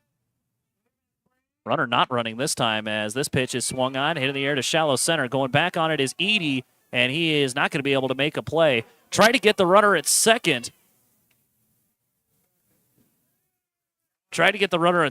Maybe rounding as that ball rolls through the infield grass. Bryant decided not to run as McFarland ran over and picked it up quickly. But a shallow single for Mason Griffin as that just landed right in between the infielders and the outfielders.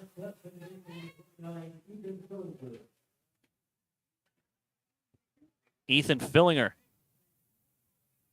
Next to hit here. 2 on, 1 gone. Top of the 6th here. 64's maybe have something brewing here. Next pitch. First pitch from Bevel. Catches the outer corner for a strike. It's 0-1.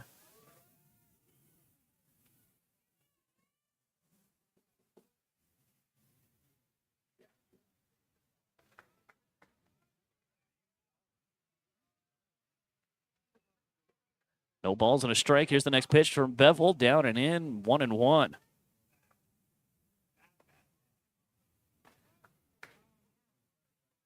Fillinger. He is 0 for 1 today. Flew out and walked in his 2 plate appearances. 1-1, down and in. 2-1 now.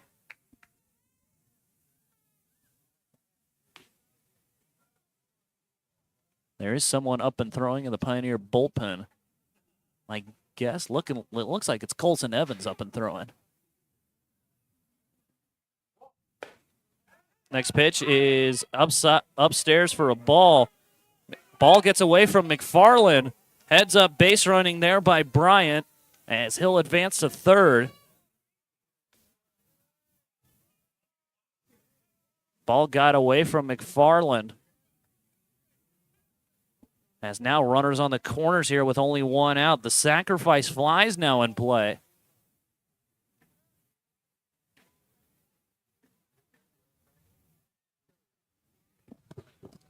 Runner breaks for second. That pitch popped foul.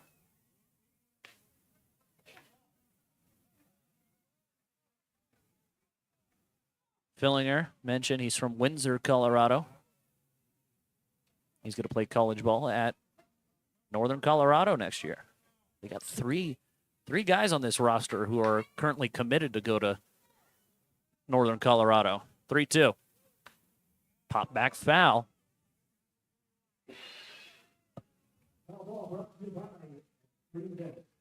3-2.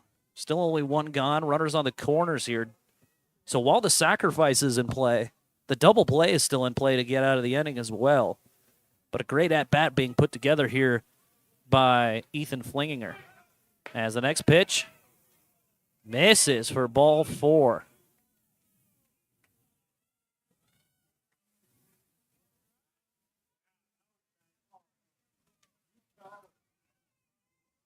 Ball 4, that is now the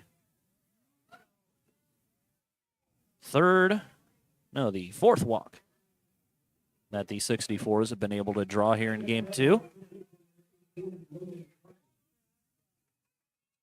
Bases loaded now, as to the plate now will come Logan Carney.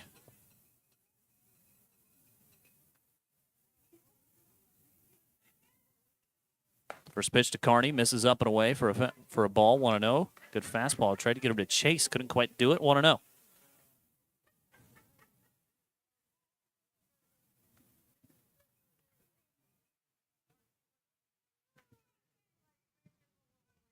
Bevel gets a sign that he likes here. Here's the 1-0.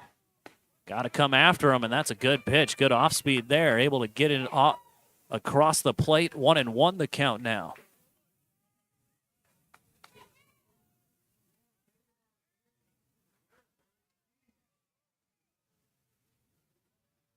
One ball, one strike, but it's a force at any base right now.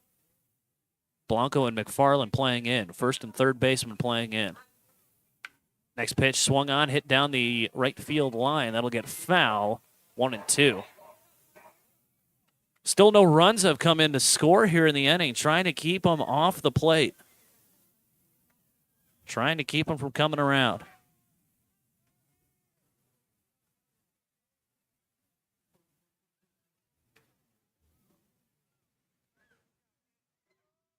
One, two. Swung on and hit in the air towards shallow right. Backing on it is Edie, and it's going to hit off his glove, and it's going to get down. Throw's going to go to third for the force. But a run's going to come in to score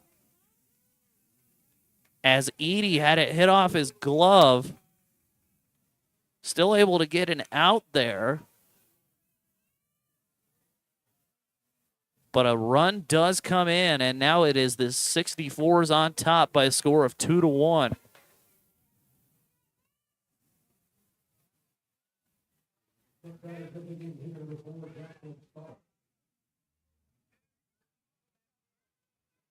Next to hit here for the 64's will be Jackson Stahl, as the first pitch to him misses up and away for a ball, 1-0.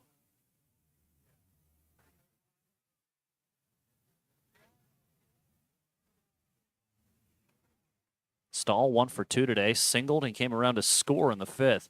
He's the one that got the offense started for the 64's with the bunt single. He's going to keep the offense going as he hits one in the air to center. Marlin has a little trouble with it as it gets behind him. One run's going to score. Throw in is going to be cut off by McFarland. Throw to the plate is going to get away from Clute. Runner advancing to third, and he's going to get all the way to third with 2 runs coming in to score. had Fillinger dead to rights, too. But 2 runs in to score on that. As Stahl, call it a double, and advancing to third on the throw. Couple of RBIs for him, as now it's 4-1 in favor of Boulder. Next to hit, Zeke Bodie, as the first pitch to him misses up and away for a ball, 1-0.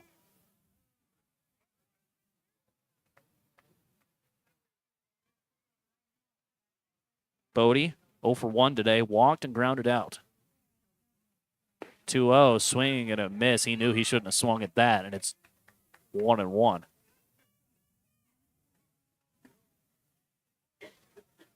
Excuse me, 2-1.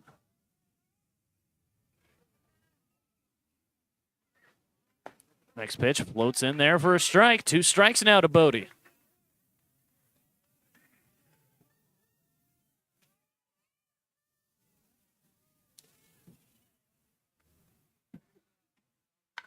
Bodie swings, hits one in the air to right center. Going back on it is Marlin, and he is not going to be able to get there. That's going to one-hop the wall. Extra bases for Bodie. Marlin having a little trouble with it around the wall. And it's going to be a triple for Zeke Bodie, an RBI triple. Put another run on the board, the 4th in the inning for the 64's.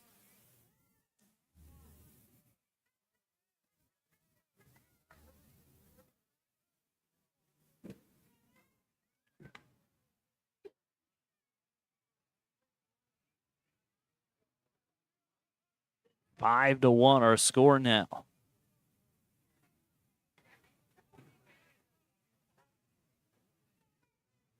That's RBI number 3 on the season for Zeke Bodie. As the next pitch swung on, as Jack Gardner wasted no time, and it's going to be an RBI single for him. Swinging at the first pitch he sees.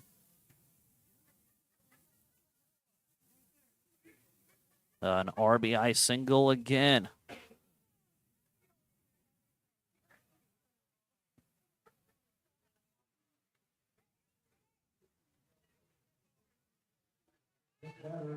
Next up for the 64's will be C.J. Trask, as all 9 64's have now come to the plate here for Boulder. First pitch to a miss is low for a ball, 1-0.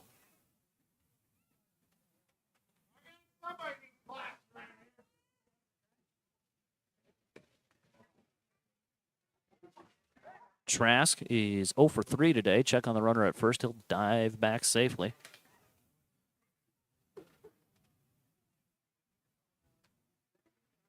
Gardner, when it comes to stolen bases, 4 for 4. He breaks this time. Throw down is not in time. Caden Clute was going to the dugout. Thought he got him. Make him 5 for 5 on that one. Tanner Lancaster can't believe it either. 2-0 the count to C.J. Trask.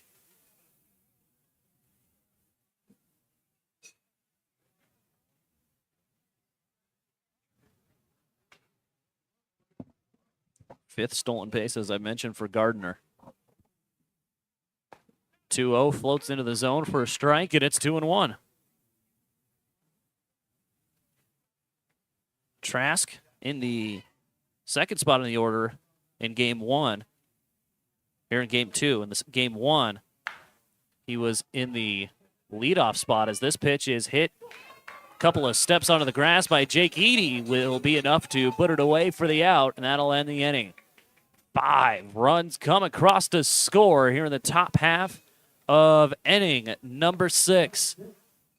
On your West Coast scoreboard, it's the 64's 6 and the Pioneers 1. We'll take a break. You're watching Pioneer Baseball on the Front Range League Network, and you're listening to Pioneer Baseball on KNEB.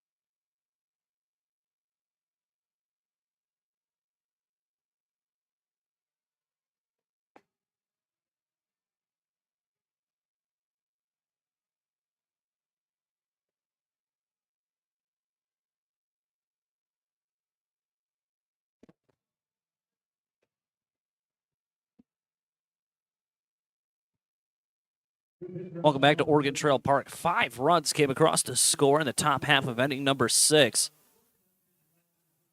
As the 64s have broken this game wide open. As there's going to be a lot of ground to cover here by the Pioneers. It will be the 3, 4, and 5 guys due up here for Western Nebraska. As Henry Douglas gets things started by looking at a ball. It's 1-0. Douglas is 0 for 2. Struck out swinging his last time up. There's a new pitcher on the mound for Boulder as he plunks Henry Douglas right in the back.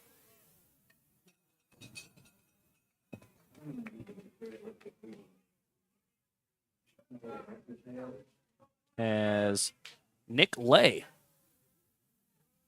is on to pitch here for Boulder. He pitched in game 1, too.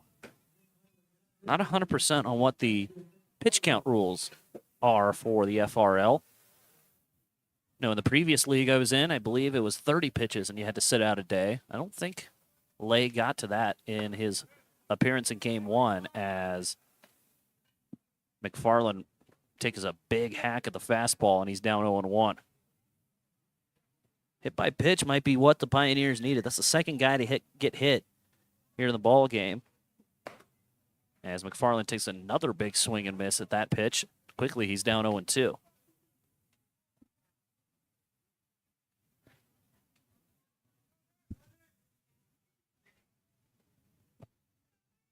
No balls, 2 strikes. As the next pitch misses low for a ball, 1-2. McFarland trying to avoid the hat trick.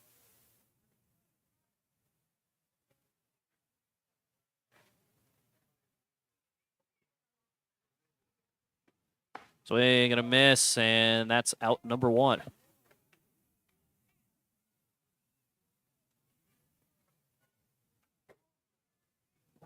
Next to hit for the Pioneers will be Alex Draper.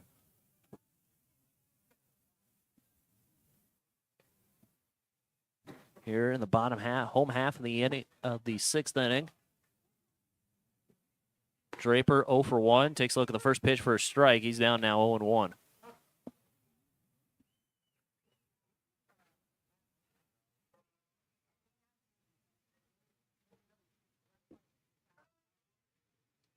Oh, 1, look out. That goes up and in on Draper, and I think that got a piece of him. It did. Up around the head. Can't be a fan of that if you're Draper.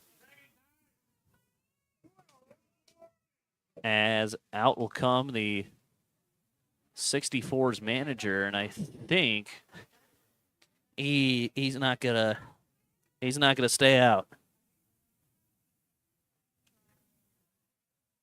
Tried to save a pitcher by having Lay go 2 games and 1 here. But he is going to be done for the day as trainer will come out to look at Alex Draper, make sure he's okay. Alex Draper says he's fine.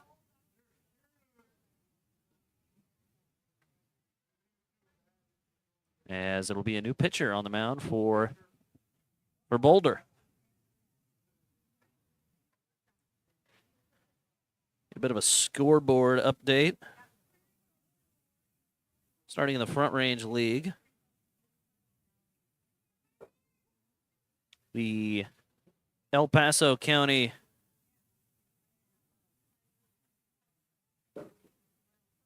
Miracles in the bottom half of inning number 6 lead the Greeley Grays by a score of 11-2. That game being played in Greeley.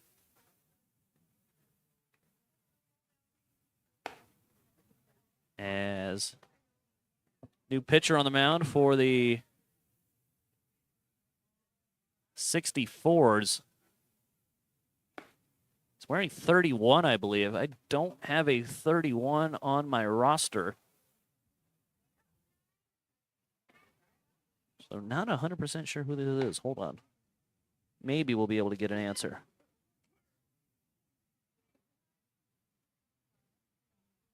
64's.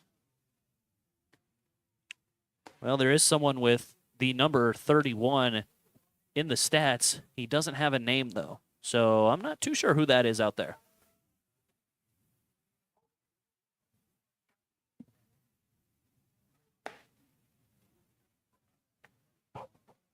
He's getting his warm-up pitches. Getting his warm-up pitches in. Bit of a scoreboard.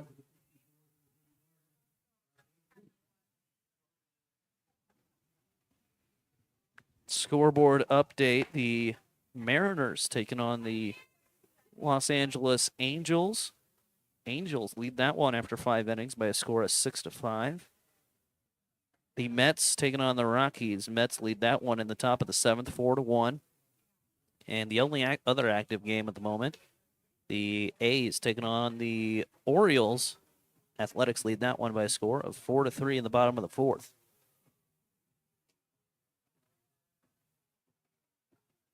Nothing else going on at the current moment. Nothing else going on here in the pros. As Austin Marlin will be up to hit. He's going to look to bunt as he pops it foul near the Pioneer dugout. It's 0-1.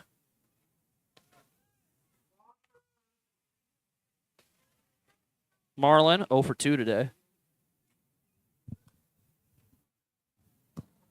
Was talking to him earlier during batting practice.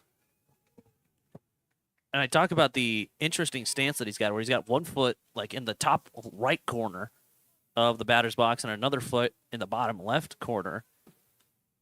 As he looks to square again, that one fouled back near the press box. Gets foul. 0-2. I asked him, hey, was that batting stance like something that just came natural to you, or what happened there? And he said, no, I started doing it like a year ago. Wasn't comfortable at all, but it's not comfortable at all, but I think it helps me just get the ball to each field better. As he swings and gets one foul. Tell me, he had more of a traditional stance before that. And he tried that stance, and he was getting hits with it. Then he switched back, and then wasn't getting hits when he switched back. So he's been rolling with the funky batting stance that he has since then.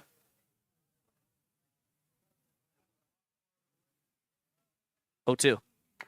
Chopper foul.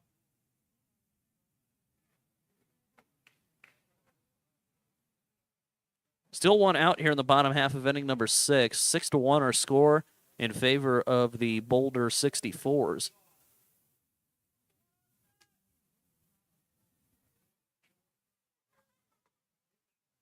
No balls, 2 strikes. Check on the runner at second. Here's the next pitch. Swung on, hit back foul. We'll do it again at 0-2. Marlin is from Peach Hill, Texas. Plays his college ball at Paris Junior College. 0-2. Swung on, hit towards the right side of the infield. Charging as the second baseman. He's got it. Throw to first will be in time, and there is 2 gone. Fillinger with the play. Both runners will advance a base. So from first and second with 1 out, it's now second and third with 2 outs. Into the plate now is probably the hottest hitter right now, Caden Clute.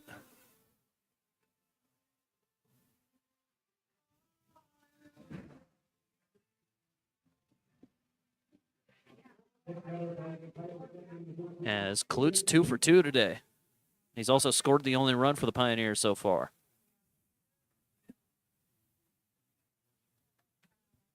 First pitch to him is swung on, hit in the air to right center. Going back on it is Griffin. And he will put it away for the 3rd out of the inning. Say, folks, July 7th and July 8th, Front Range League All-Star Spectacular at beautiful Oregon Trail Park in Gering. The two-day All-Star Spectacular is presented by Arrowhead Distributing. Day 1 is a home run derby featuring one player from each FRL team. Day 2 is going to be an all-star luncheon at the Gering Civic Center and a 6:35 p.m. Mountain Time start for the first ever Front Range League All-Star Game with fireworks presented by Culver's Restaurant. For tickets and information, visit frontRangeLeague.com or WNPioneers.com. On your West Coast scoreboard, it's the 64's 6 and the Pioneers 1. We'll take a break. You're watching on the Front Range League Network and listening on KNEB.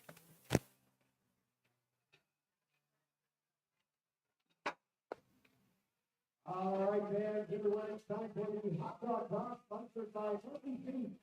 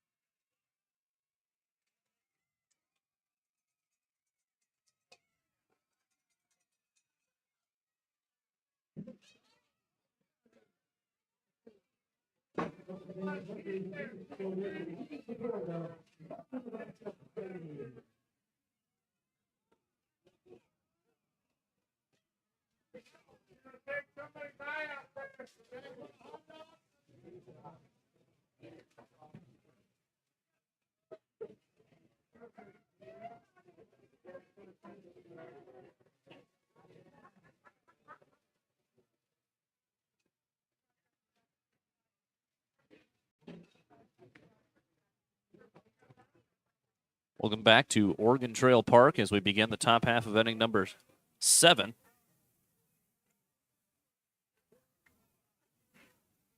As it'll be the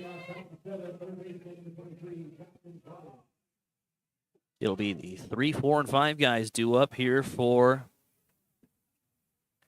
the 64s as all 9 came to the plate in the 6th inning as the first pitch from Carson Bevel. Actually, it's a new pitcher out there on the mound for Western Nebraska. It is Colson Evans. Out there on the bump here to finish up this last inning of work. 1-0.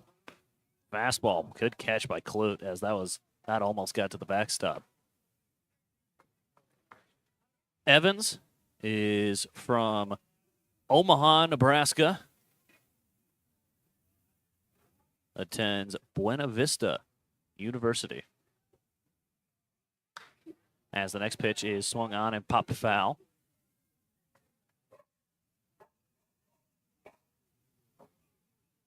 Evans made one start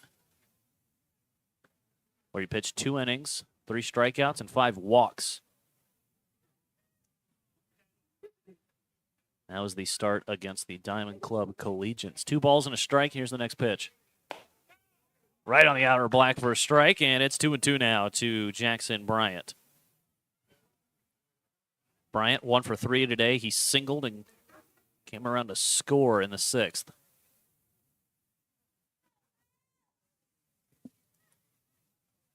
Two balls, 2 strikes. As the next pitch swung on, hit towards the left side. Edie can't quite hold on to it as he made an attempt at it, just kicked right off his glove. Tough break there for Jake Edie, and there's a runner on first here with nobody out.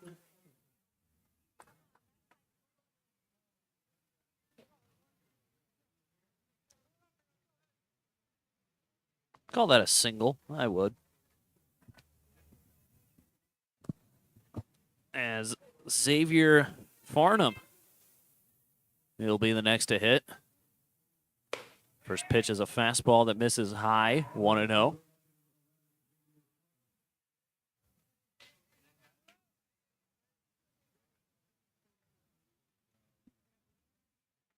Farnham is 0 for 3 today.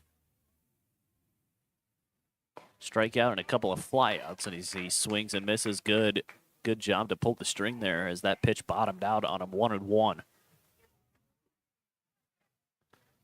About a standard lead off there at first. Nothing too crazy. Lancaster playing pretty close to second. So was Blanco over at third. 1-1.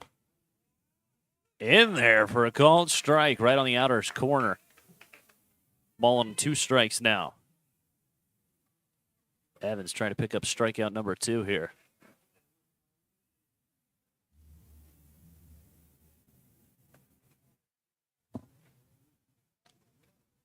One ball, 2 strikes. Runner breaks for second. Pitch is outside. The throw is going to force Lancaster to jump off the bag. 2 balls and 2 strikes now to the 64's catcher.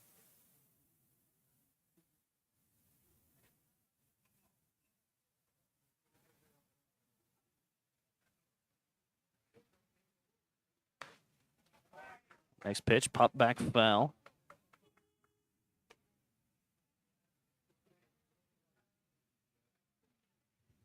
Two balls, 2 strikes. Nobody out here in the top half of inning number 7. Be the final inning of play. Last chance for the Pioneers in the bottom half of this inning.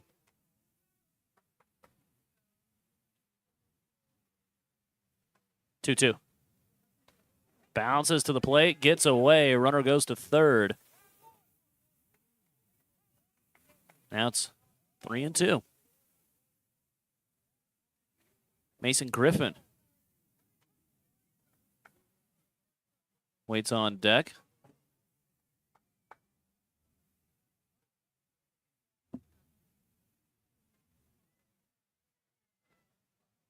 Trying to find the first out of the inning here. Payoff pitch. Swung on, hit in the air towards right. Charging is Draper. He will put it away for the out. Runner will not go for home as McFarland tries to cut it off. And there's one gone.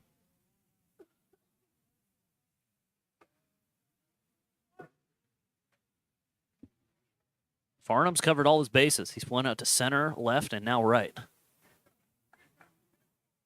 Next to hit for the 64's will be Mason Griffin. He is 1 for 2, excuse me. He's first pitch swinging back towards the screen, foul, 0-1.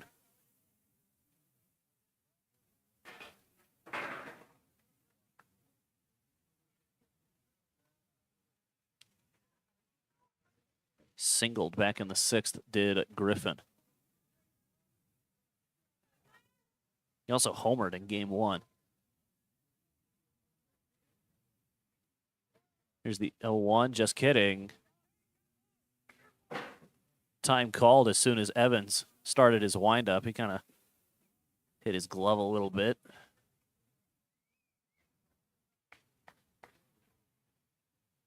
A 1 in there for a strike, and now it's 0-2.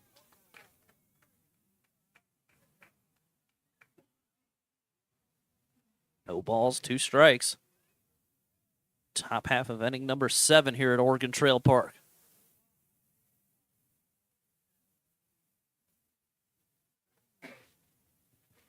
Oh, 2 from Evans. Swung on, fouled back. We'll try it again.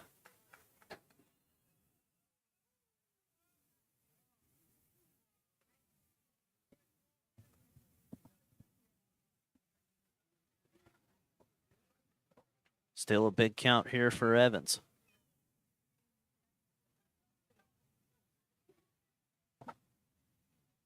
Oh, 2 one more time. Outside, can't get him to chase, and it's 1-2.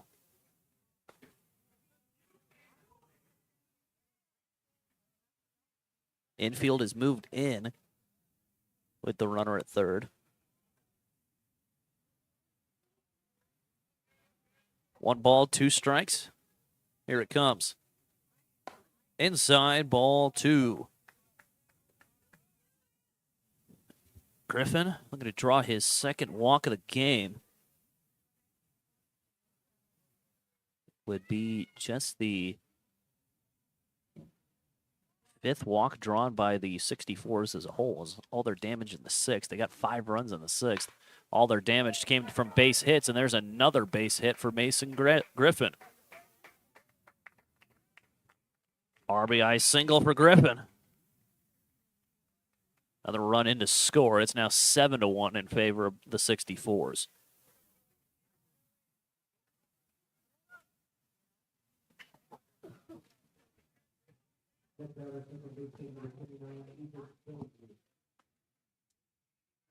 Next to hit is Ethan Fillinger.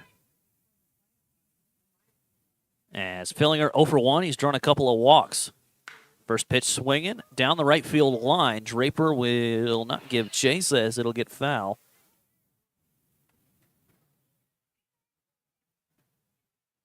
Oh, and 1 the count. No balls and a strike.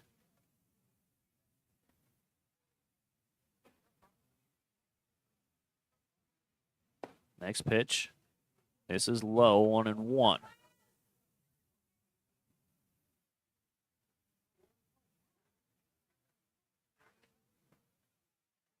Summer 2025 is the inaugural season of Front Range League Collegiate Baseball.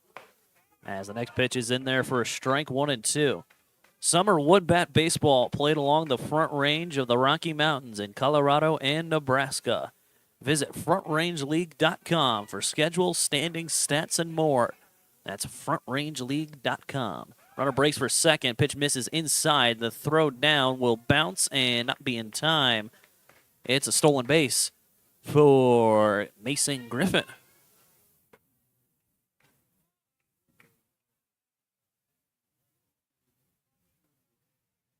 That is stolen base number 2 on the year for Griffin.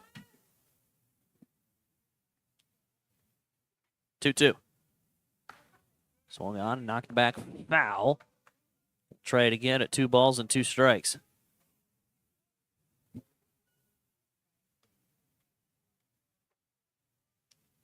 Still only 1 out here in the top half of inning number 7. 1 run home, 1 on for the 64s. 2-2. Swung on down the left field line. That will get foul. Hard hit ball. Just got to straighten that one out if you're Fillinger.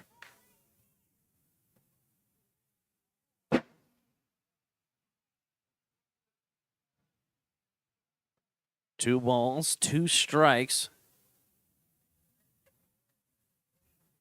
Here it comes from Evans. Outside, that's ball 3, and that's going to get away from Clute. Runner will advance to third.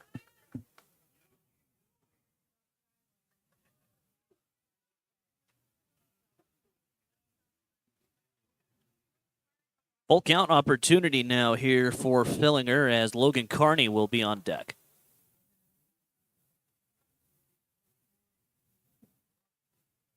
Payoff pitch from Evans. Checked his swing. Did he go? No, says the home plate umpire. No appeal, and it's going to be runners on the corners after the walk.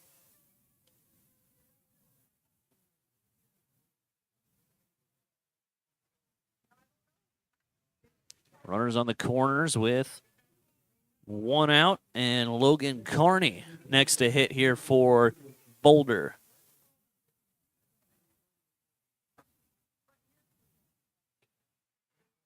First pitch to him misses outside for a ball, 1-0.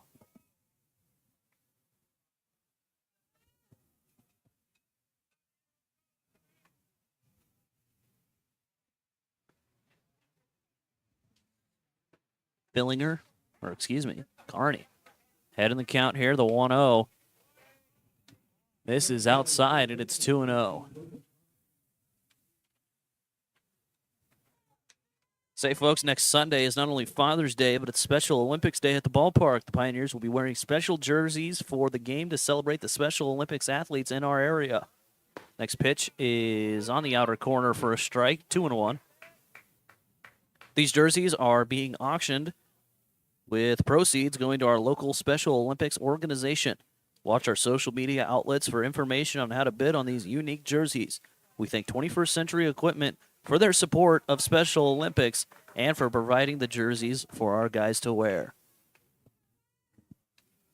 Next pitch swung on and missed by Logan Carney, so from 2-0, it's now 2-2.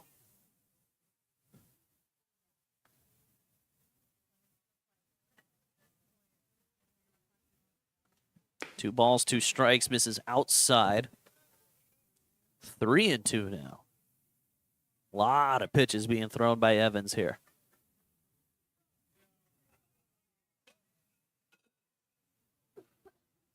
Again, still only one out in the inning.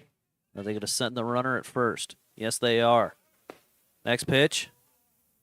Misses low, and it's ball 4. Back-to-back walks drawn by the 64s. That loads up the bases here with one out as Ben Einenson will come out of the Western Nebraska Pioneer dugout. There's no one throwing in the Pioneer dugout. They're just trying to get out of this inning. Come out, talk about how you want to attack them here. And exactly what your plans are here. Pioneers still have a chance to bat in the bottom half of this inning. Next to hit for the 64s will be Jackson Stahl.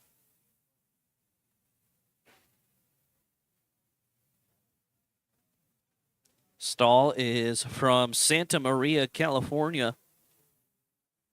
Plays his college ball at Colorado Christian. D2, the Cougars.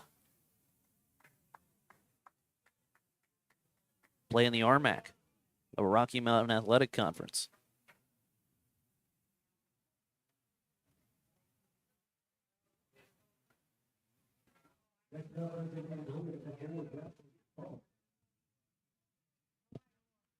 Stahl is 2 for 3 today. First pitch misses outside for a ball. It's 1-0.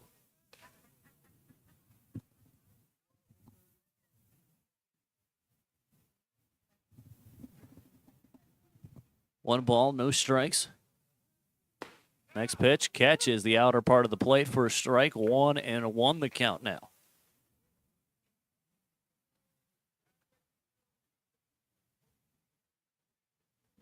One from Evans. Misses low, 2-1. Bases are loaded here in the top half of inning number 7. Still only one gone. One run in to score so far here in the inning. As the next pitch misses inside, 2-1 the count. 3-1, excuse me.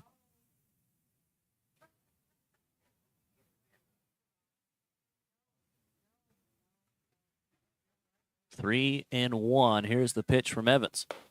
Right down the chute, and it's called ball 4.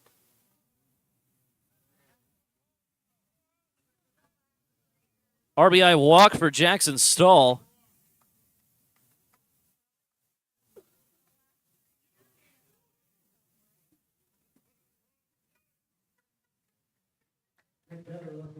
As next to hit will be Zeke Bodie. 64 is flirting with batting, sending all 9 guys to the plate for the second time in 2 innings. As the first pitch to Bodie is in there for a strike, it's 0-1.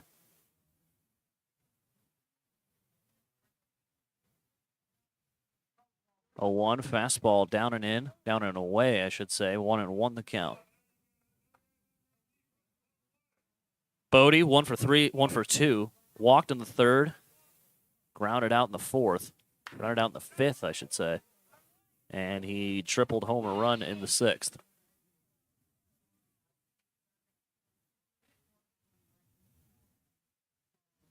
Eight to 1 our score after the runner was walked in. Second run of the inning.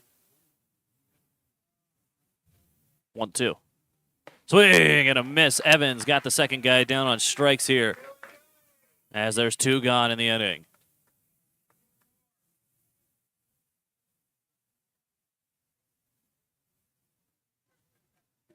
Eighth man to the plate now here in the inning as Jack Gardner.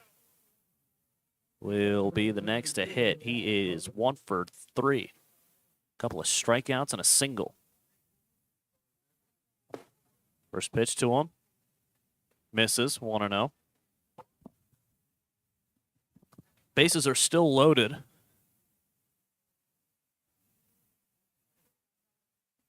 1-2, 1-0. Catches the outer black, ball and a strike now.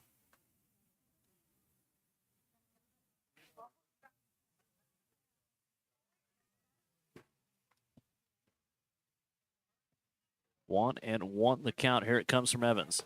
Up and away, 2-1 now.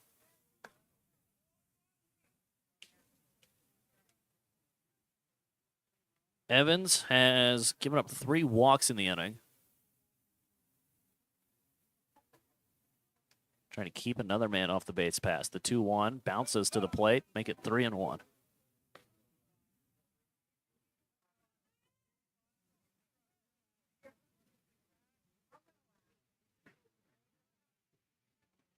Three and one the count here. 2 gone. Evans trying to get out of the inning. Here it comes. Swung on, hit on the ground to the right side. Lancaster charging. He's got it. Throw to first in time, and there's out number 3. 8 batters come to the plate for the 64's. 2 come in to score. As we will head to the bottom half of inning number 7. Last chance here for the Pios. As on your West Coast scoreboard, it is the 64's 8 and the Pioneers 1. We'll take a break. You're watching Pioneer Baseball on the Front Range League Network and listening to Pioneer Baseball on KNEB. We'll be back.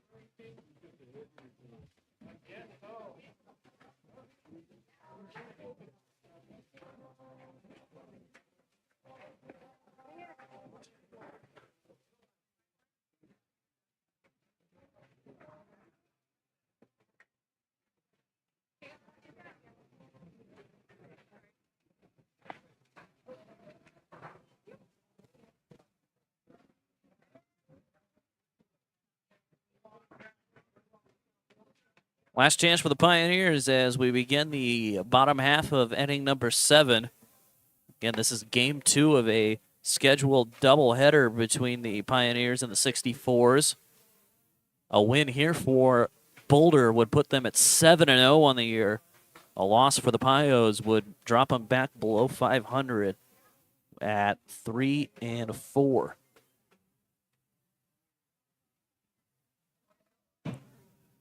It will be the 8-9-1 guys due up here for Western Nebraska as Davis Goodwin will be the one to get us started. Goodwin tripled home a run in the 5th. That's been the only run that the Pioneers have been able to score. As the first pitch chopped on the ground towards short. Coming over is Trask. Throw to first is in time. 1 pitch, 1 out here in the bottom half of the 7th.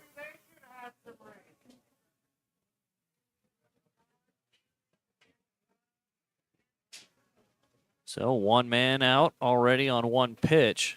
And next to the plate will come Jake Eady.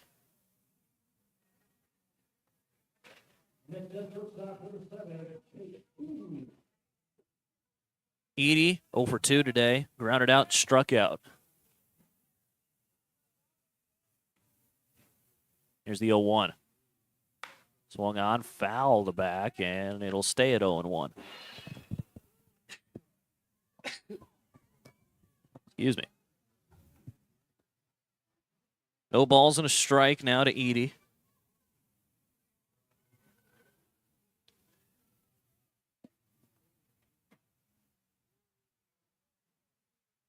Here comes the 0-1 here to the Pioneers shortstop.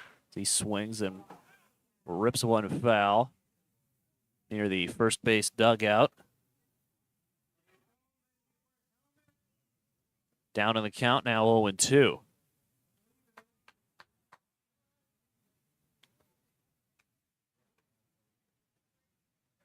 No balls, 2 strikes here.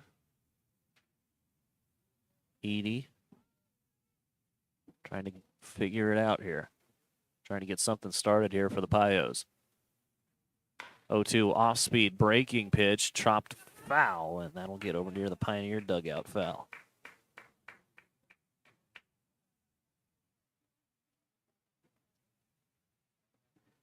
One run, 2 hits, 2 errors, the line for the Payos.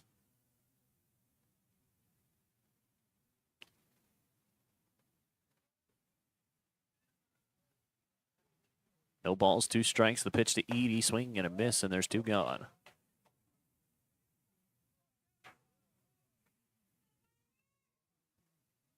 Second strikeout for the pitcher. As with 2 outs, the lineup will flip, and for the 4th time today, here comes Kevin Blanco.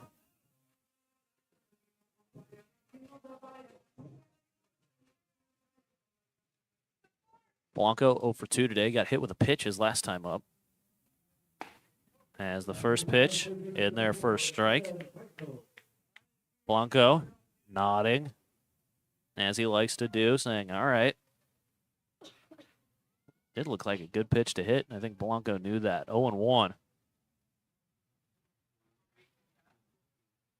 Here's the 0-1. Chopper up the third base side, and will get foul. 0-2. Pioneers down to their final strike here at 0-2.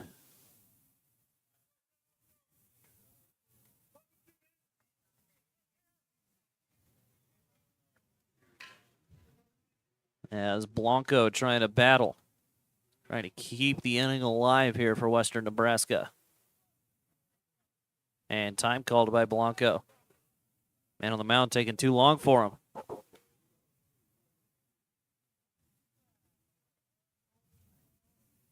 Two balls and a strike. Excuse me, no balls and 2 strikes. Don't know where that came from. 0-2. Inside, ball 1. Pitcher walked off the mound like that was strike 3. Game's not over quite yet.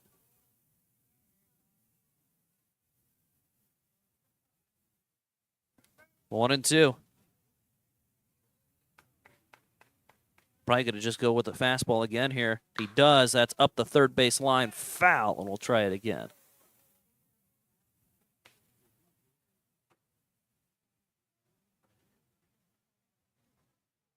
One and 2.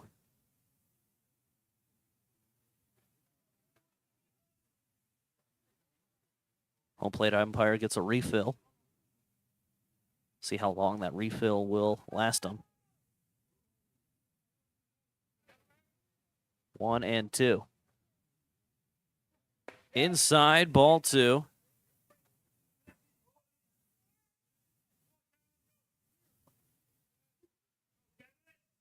As Blanco still putting together an at-bat. Hey, these at-bats count. They still count. College coaches looking at him, even for a little personal pride type stuff. As Blanco swings and hits one into right field, that'll get down for a base hit. Blanco keeping the inning alive, as next to hit here will be Tanner Lancaster.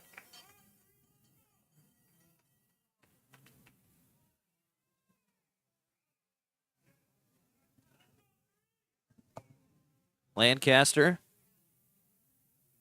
needs to scrub tonight out of his memory. 0 for 3, 3 strikeouts, but a chance to get something going here for Western Nebraska.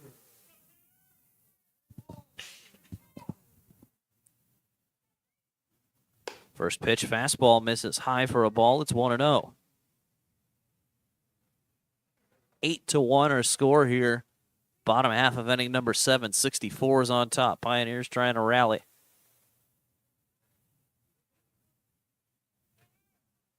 1-0 here to the Pio shortstop. Second baseman, on the outer black, called a strike, and it's 1-1.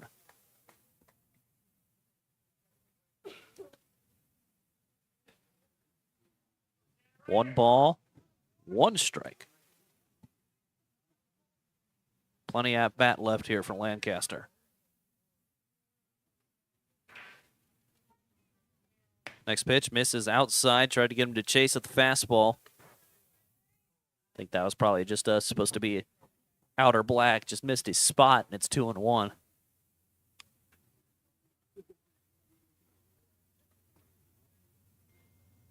Two balls and a strike. Here it comes to Lancaster.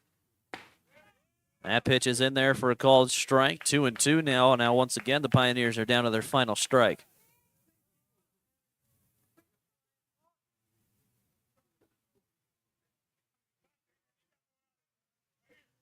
Two and two. Pitcher jumped ahead here as he glances over at first. Blanco doesn't have much of a lead. If he doesn't have like any lead. 2-2. Pop foul. We'll try again.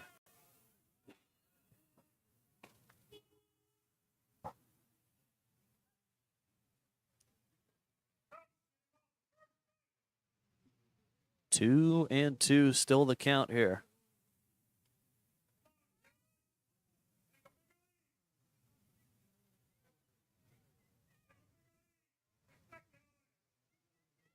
Here comes the pitch. Outside, no. Called third strike, and that will end the ball game. Lancaster down on strikes to end it as the Pioneers fall to the 64's yet again. This time by a score of 8-1 as the 64's sweep the doubleheader and they win the series. They'll look to go for the sweep tomorrow. When we come back, it'll be the Runs Up postgame show as once again your final score on the West Coast scoreboard, 64's 8 and the Pioneers 1. When we come back, it'll be the Runs Up postgame show. You're watching on the Front Range League Network and listening to Pioneer Baseball on KNEB.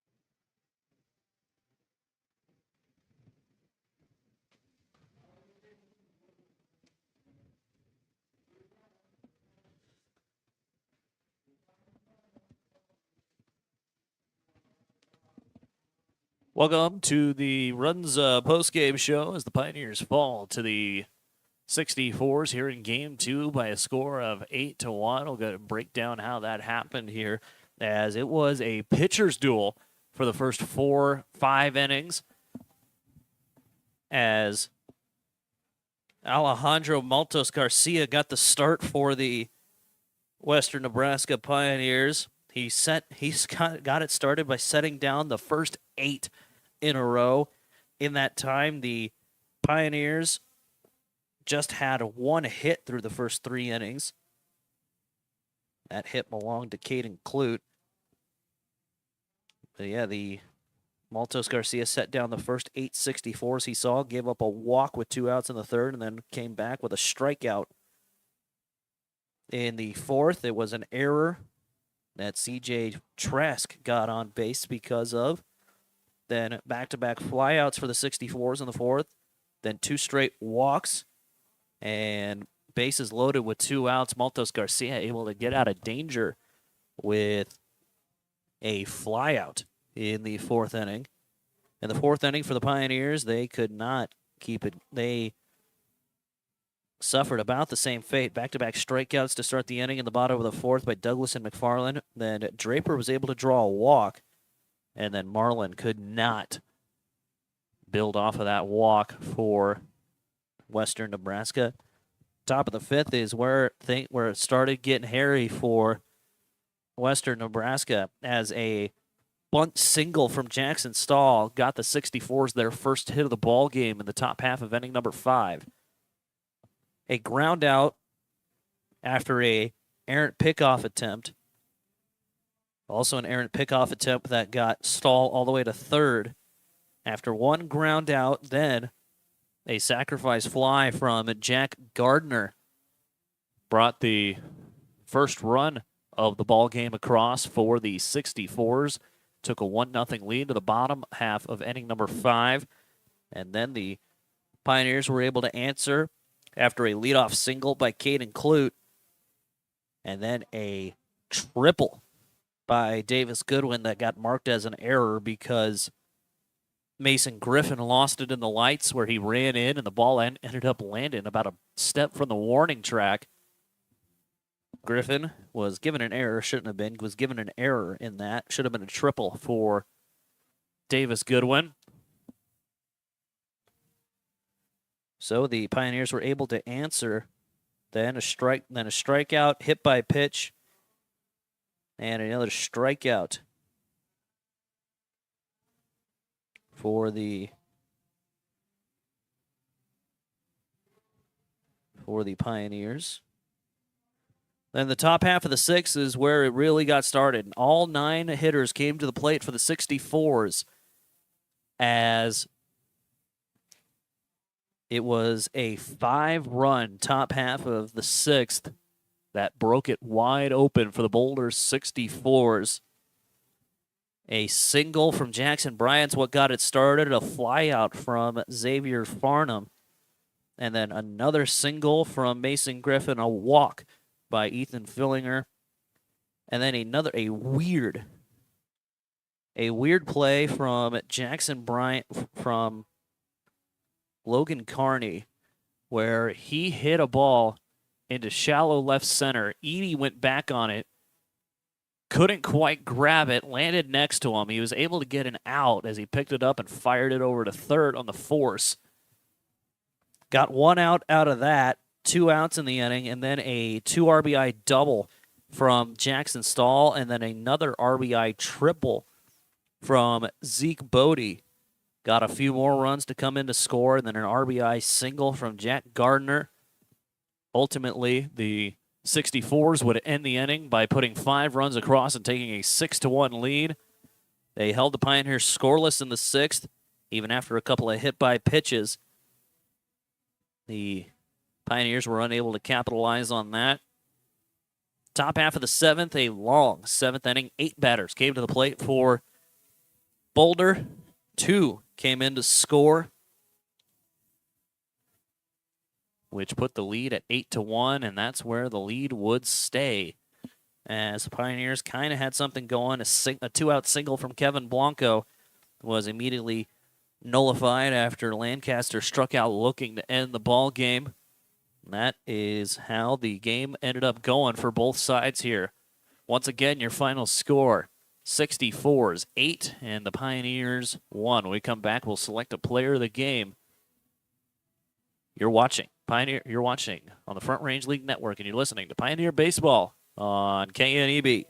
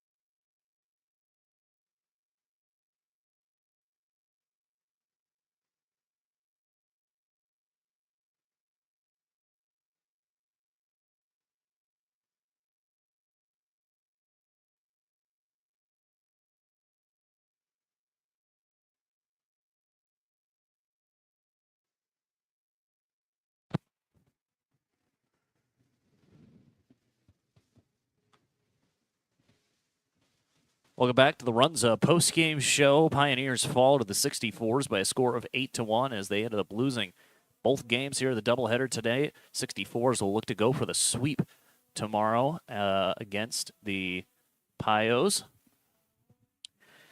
Let's go ahead and pick a player of the game. Tonight, your player of the game for the Pioneers is going to be Alejandro Maltos Garcia, the right-handed pitcher out of Brush, Colorado, attends New Mexico State University. He was basically untouchable for the first 5 innings, where he went 5 full, just 1 hit, one run, that run earned, 5 strikeouts, and 3 walks for Alejandro Maltos Garcia.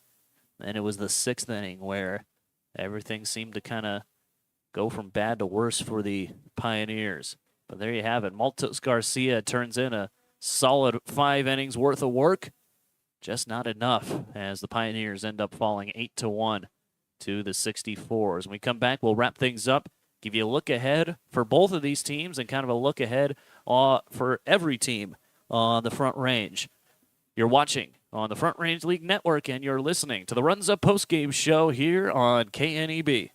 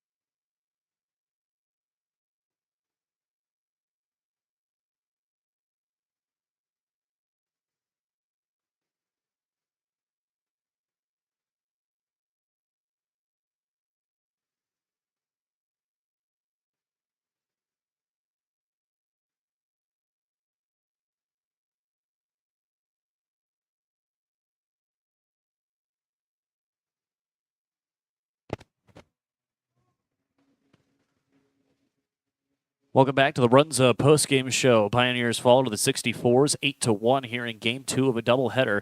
They also lost Game 1 by a score of 6-2. Let's go ahead and wrap things up here on the Runza postgame show. Take a look around the league, and also a look at what to expect coming up here for everyone here. Today we had a total of 6 games played, as there were 3 sets of doubleheaders being played. The first group of teams to take on in a doubleheader were the Fort Collins Foxes and the Spradley Collegians. Fort Collins Foxes able to pick up wins in both of those games. Game 1, they won by a score of 7-5, and Game 2, they won by a score of 6-1. El Paso County and Greeley Grays end up splitting a doubleheader as the Greeley Grays take down the Miracles in Game 1 by a score of 6-5, and the Miracles take down the Greeley Grays in Game 2 by a score of 14-4, and then, of course, the 2 games we had on air right here on KNEB and on the Front Range Network. The Boulder 64s and the Western Nebraska Pioneers.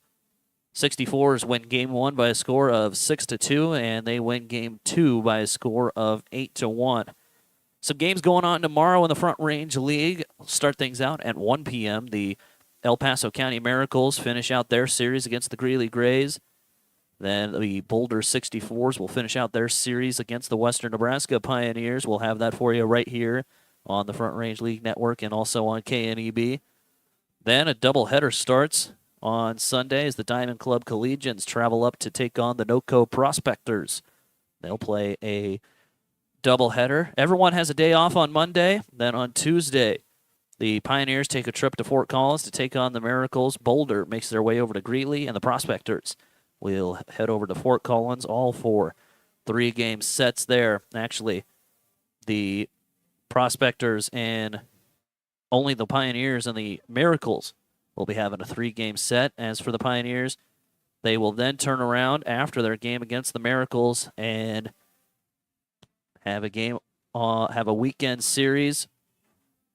First game against the Fort Collins Foxes, and then 2 games on Saturday and Sunday against the NOCO Prospectors. And that's kind of what the week looks like for the Western Nebraska Pioneers, and a couple of days. That's what it looks like for everyone around the league. But that will do it for us here on the Front Range League Network and over on KNEB. Big thank you, big shout out to Chuck Heeman, Myra Heeman, everyone involved with the Western Nebraska Pioneers. Also want to thank everyone over at KNEB.